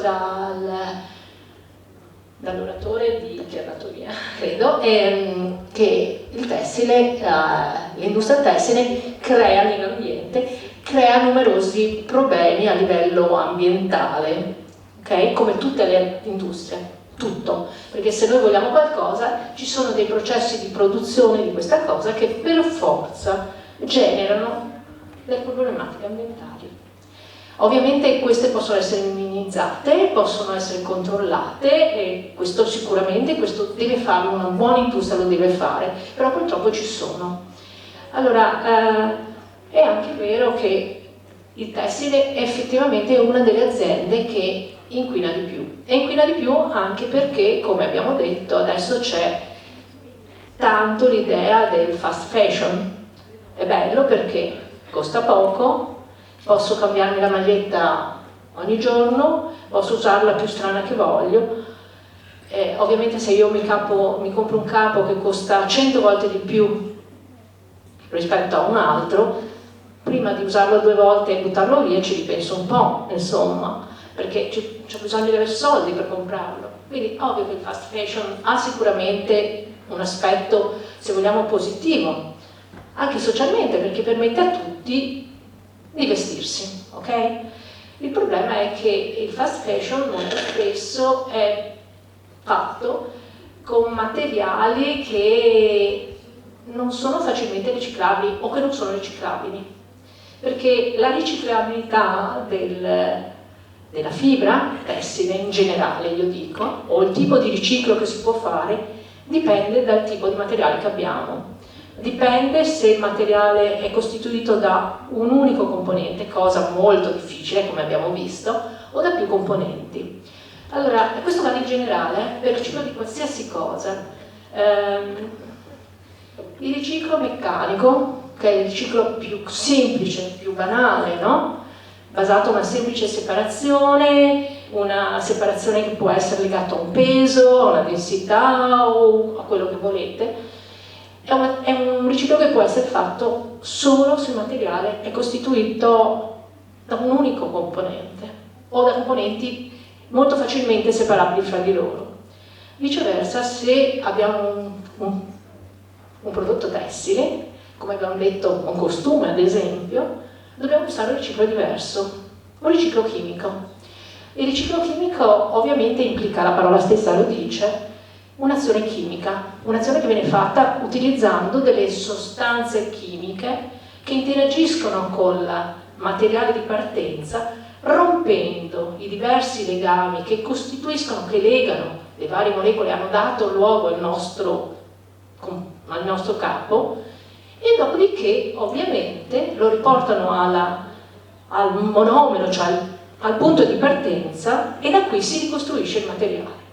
Quindi, svantaggio, se io metto un confronto fra il fisico e il riciclo meccanico, fisico anche detto, o riciclo chimico, quali sono i vantaggi e gli svantaggi? Beh, il vantaggio del fisico è che costa meno, però ha una grande limitazione, lo posso usare solo in alcuni casi. E in più, anche quando lo uso, lo posso usare sullo stesso capo solo un certo numero di volte, perché man mano che vado avanti perde le caratteristiche che aveva, diventa meno performante. Viceversa, il riciclo chimico, riparte dal monomero, mi permette di ripreparare sempre qualcosa di nuovo, mantenendo le stesse caratteristiche, magari anche migliorandole se ci aggiungo qualcosa di diverso. Problema, aggiungo ovviamente uso degli agenti chimici. C'è un altro tipo di riciclo che è sempre un riciclo chimico, ma si chiama termochimico, e l'abbiamo visto per esempio anche nella presentazione che ha fatto il professor Gigli adesso. Ad esempio è un trattamento termochimico chiamato pirolisi.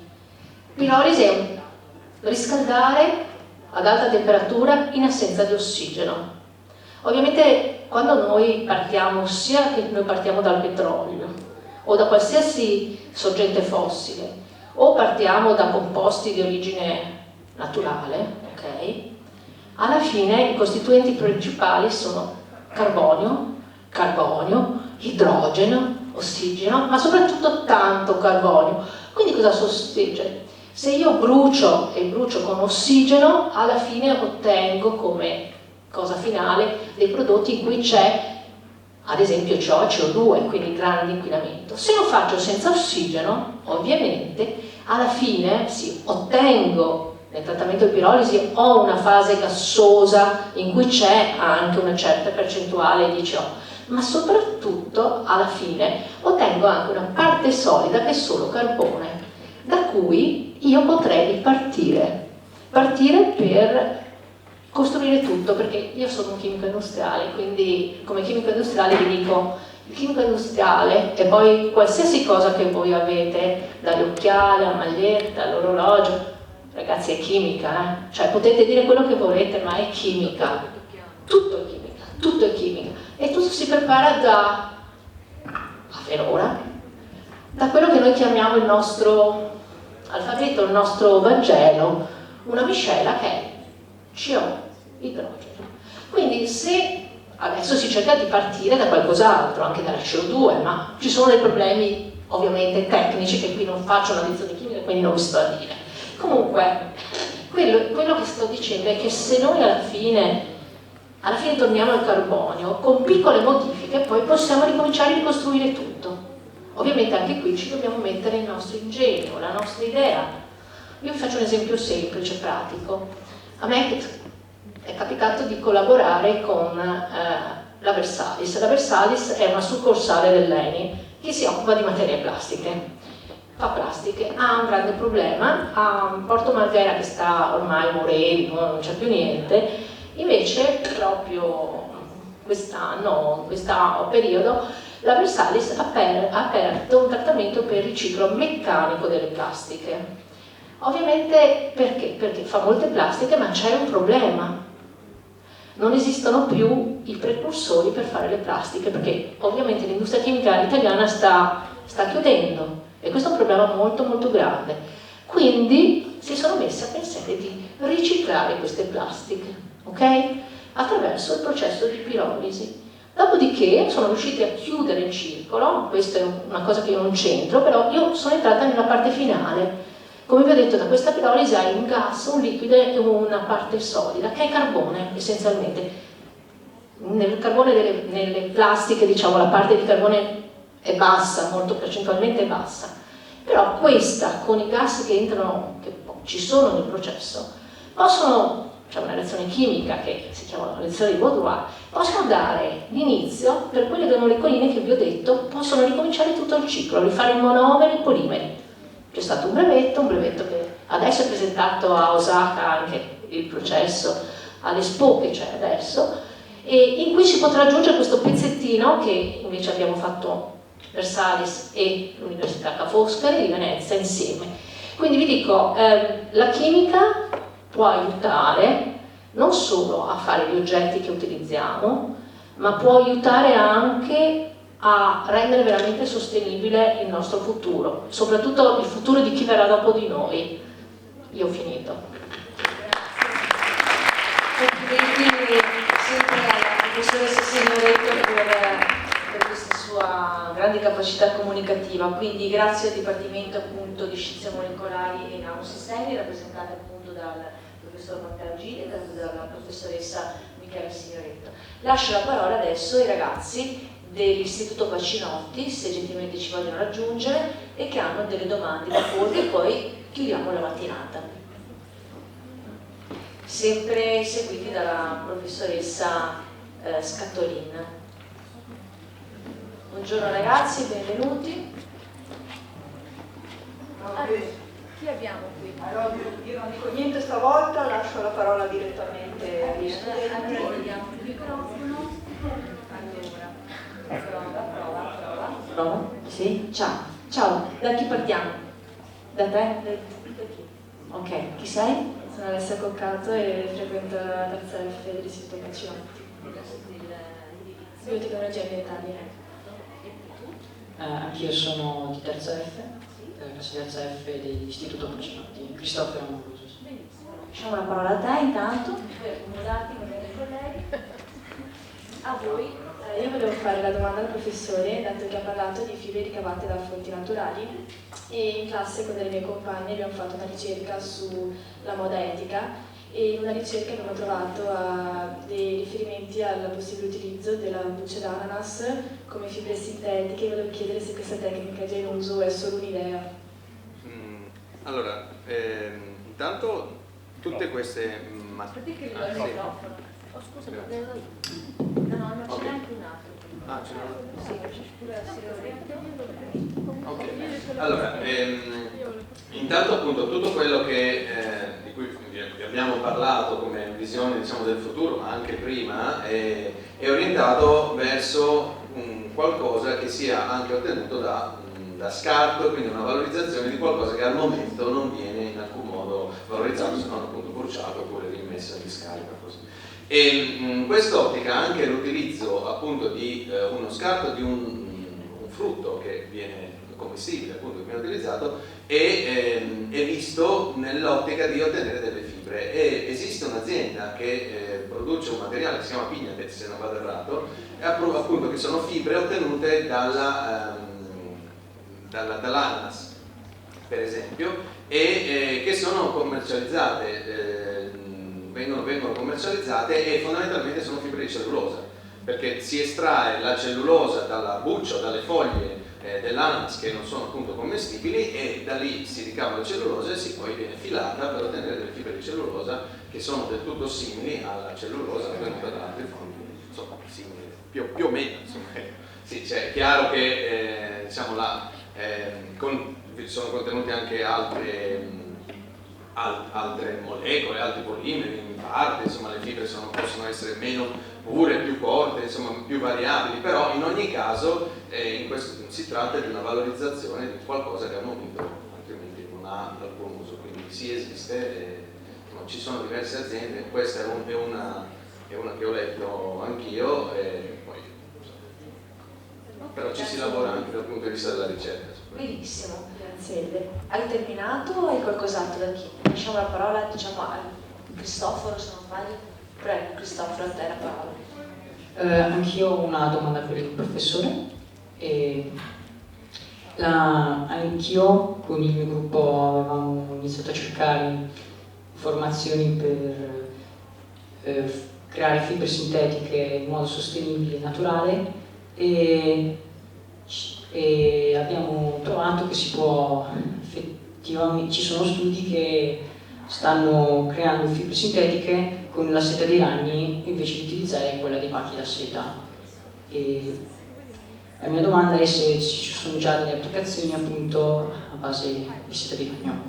Allora, su questo non credo che ci siano delle applicazioni a livello commerciale, non sono un super esperto di questa specifica, diciamo, polimero. In questo caso non parliamo di polisaccaridi, ma parliamo fondamentalmente di proteine, quindi di sequenze di aminoacidi, e quello che so è che la differenza tra il pacco da seta, nel caso del ragno, insomma, abbiamo tante diverse specie di ragno che possono andare a produrre quindi una grande varietà di queste sequenze di aminoacidi, queste proteine che possono essere utilizzate appunto come fibre, quindi dà una maggiore variabilità, perché poi anche la tela di ragno serve deve avere alcune proprietà per cui essere adesiva alla superficie, deve essere filabile, insomma a seconda di del punto, diciamo, in cui la tela viene filata dal ragno stesso, ha delle proprietà diverse, quindi le sequenze di aminoacidi sono diverse proprio perché deve garantire delle proprietà diverse. Quello che so, almeno che anche qui ho letto, è che si sta cercando anzi sono stati codificati i geni responsabili di questa, diciamo, della capacità di filare la tela da parte dei ragni, e sono stati inclusi magari in microrganismi geneticamente modificati per riuscire a utilizzare questi microrganismi, quali possono essere batteri, eccetera, per produrre una fibra di tela di ragno, insomma. E da quello che so, e poi chiudo, quello che si sta studiando al momento, sempre a livello di ricerca, non commerciale, e sono applicazioni nel campo biologico, fondamentalmente, quindi per esempio per suture o per ingegneria tessutale, quindi ricostruzione di tessuti che magari sono danneggiati a causa di un incidente, di una bruciatura, eccetera, e quindi per quelle applicazioni in campo biomedicale sono studiate queste fibre, insomma, a partire dalla tela di ragno. Bene, molto bene. Hai un'altra domanda? Sì, prego. Poi un'altra domanda, sempre per lei. Lei aveva appunto, ci aveva mostrato come dalla lignina si può ricavare fibre in carbonio in modo sostenibile. Ora la mia domanda è, ma la lignina non viene ricavata dagli alberi e gli alberi vengono tagliati, ma il taglio degli alberi ovviamente non causa problemi effettivamente ambientali?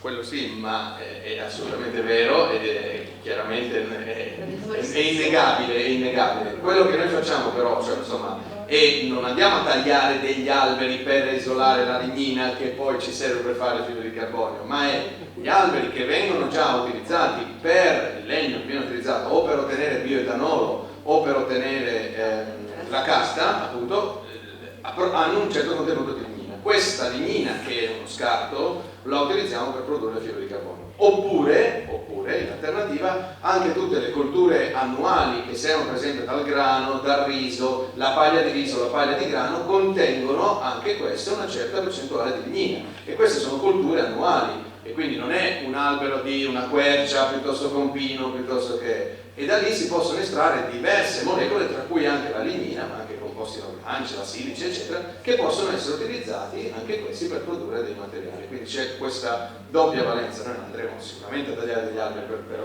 isolare la lignina, quello è assolutamente vero. Bene. Cristoforo, grazie delle domande. Abbiamo anche un'altra tua collega, abbiamo qui di nuovo Clara, che invece porrà una domanda alla professoressa Signoretto. Volevamo chiederle se è vero che le nuove normative europee potrebbero mettere a rischio la produzione di capi in cotone in futuro per il problema che a quanto pare il cotone non è riciclabile, se era vero oppure no. La normativa effettiva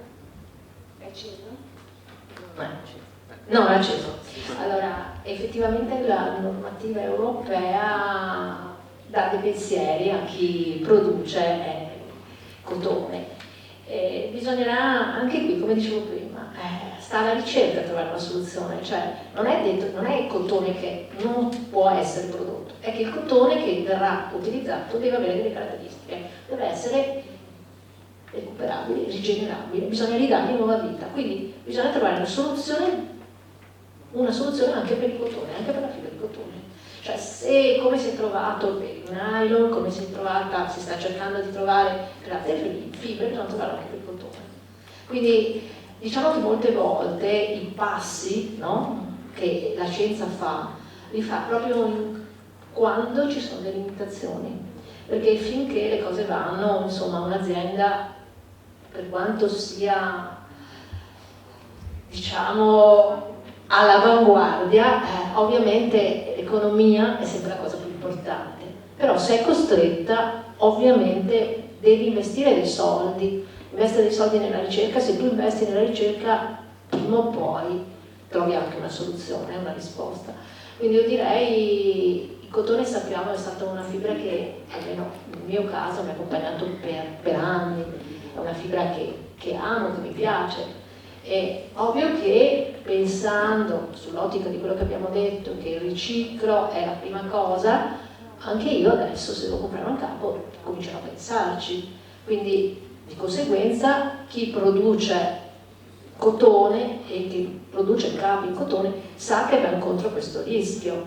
Quindi o fa un capo in cotone, che deve essere un capo molto prezioso che durerà molto tempo, oppure sa benissimo che, almeno dovrebbe essere così, l'opinione pubblica, voi soprattutto che siete molto attenti, io vedo mia figlia al discorso del non spreco, siete catturati dalle marche, perché è vero che vi piace questa idea, però io vedo mia figlia che apre l'armadio, ha 5-6 cose e io ho detto: ma scusami, no mamma, intanto mi fa confusione e poi va a finire che non le metto, io voglio solo queste, e molto spesso sono cose comprate di seconda mano, di riciclo, cose così. Quindi voi avete già questa sensibilità, una sensibilità che ovviamente anche questa è una cosa su cui bisogna lavorare sicuramente, sull'opinione pubblica, sulla sensibilizzazione dell'opinione pubblica, sul fatto che il riciclo si può fare, ma bisogna abituare l'opinione pubblica a separare in maniera interessante, intelligente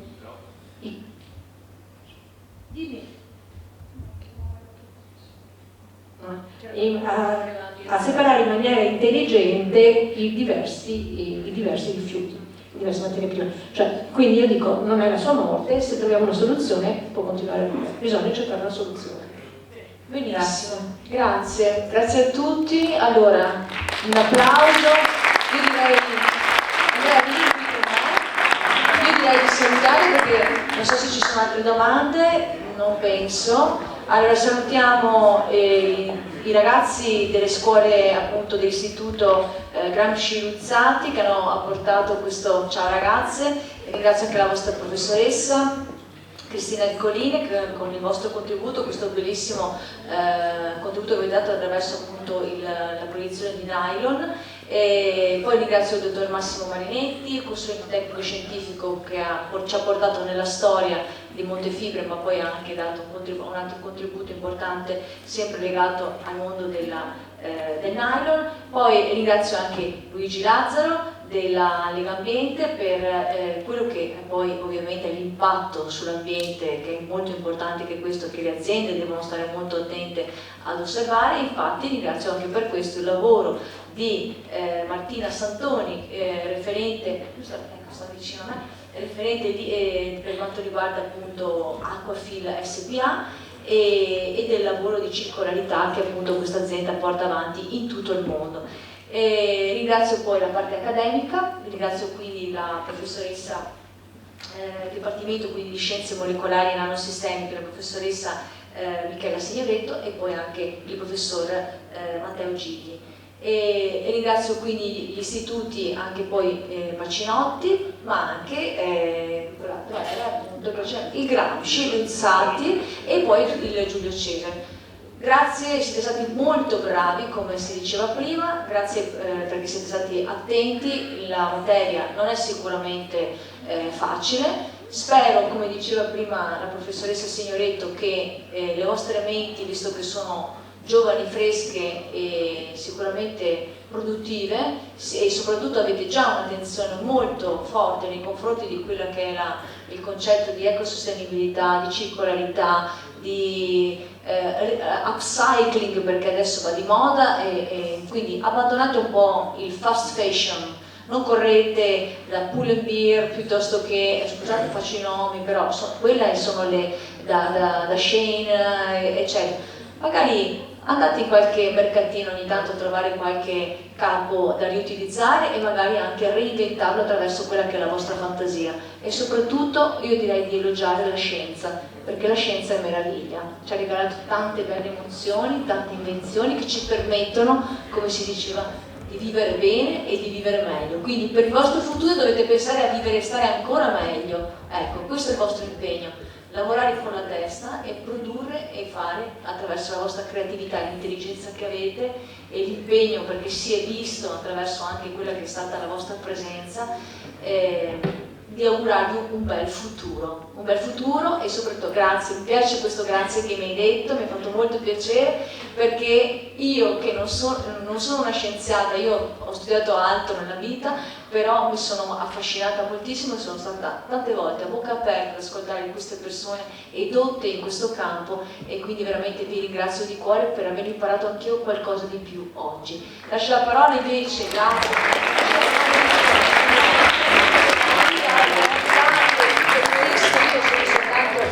Il pezzo, diciamo, ecco, però mi onoro di questo compito e lascio la parola per i saluti finali al dottor Andrea Bigliotti. Grazie. No, veramente non aggiungo molto di più, se non che io confido che questo format, come ho cercato di sinteticamente presentare all'inizio, di anniversari della scienza, riesca a continuare anche negli anni futuri per continuare a lavorare e a diffondere consapevolezza storica, e permettetemi ancora di essere grato al dottor Marinetti di avervi fatto toccare una realtà così importante nella nostra città come Montefibre, tra l'altro una delle realtà che non era solo produzione, come sono state tante delle aziende che hanno avuto l'attività qua a Marghera, ma come ci commentava c'era anche molta ricerca, appunto come dicevo, per continuare a coniugare consapevolezza storica, sensibilità alle problematiche del presente e anche però tanta attenzione e impegno per il futuro, per un'evoluzione che sia il più possibile sostenibile e favorevole a tutti noi. Grazie ancora.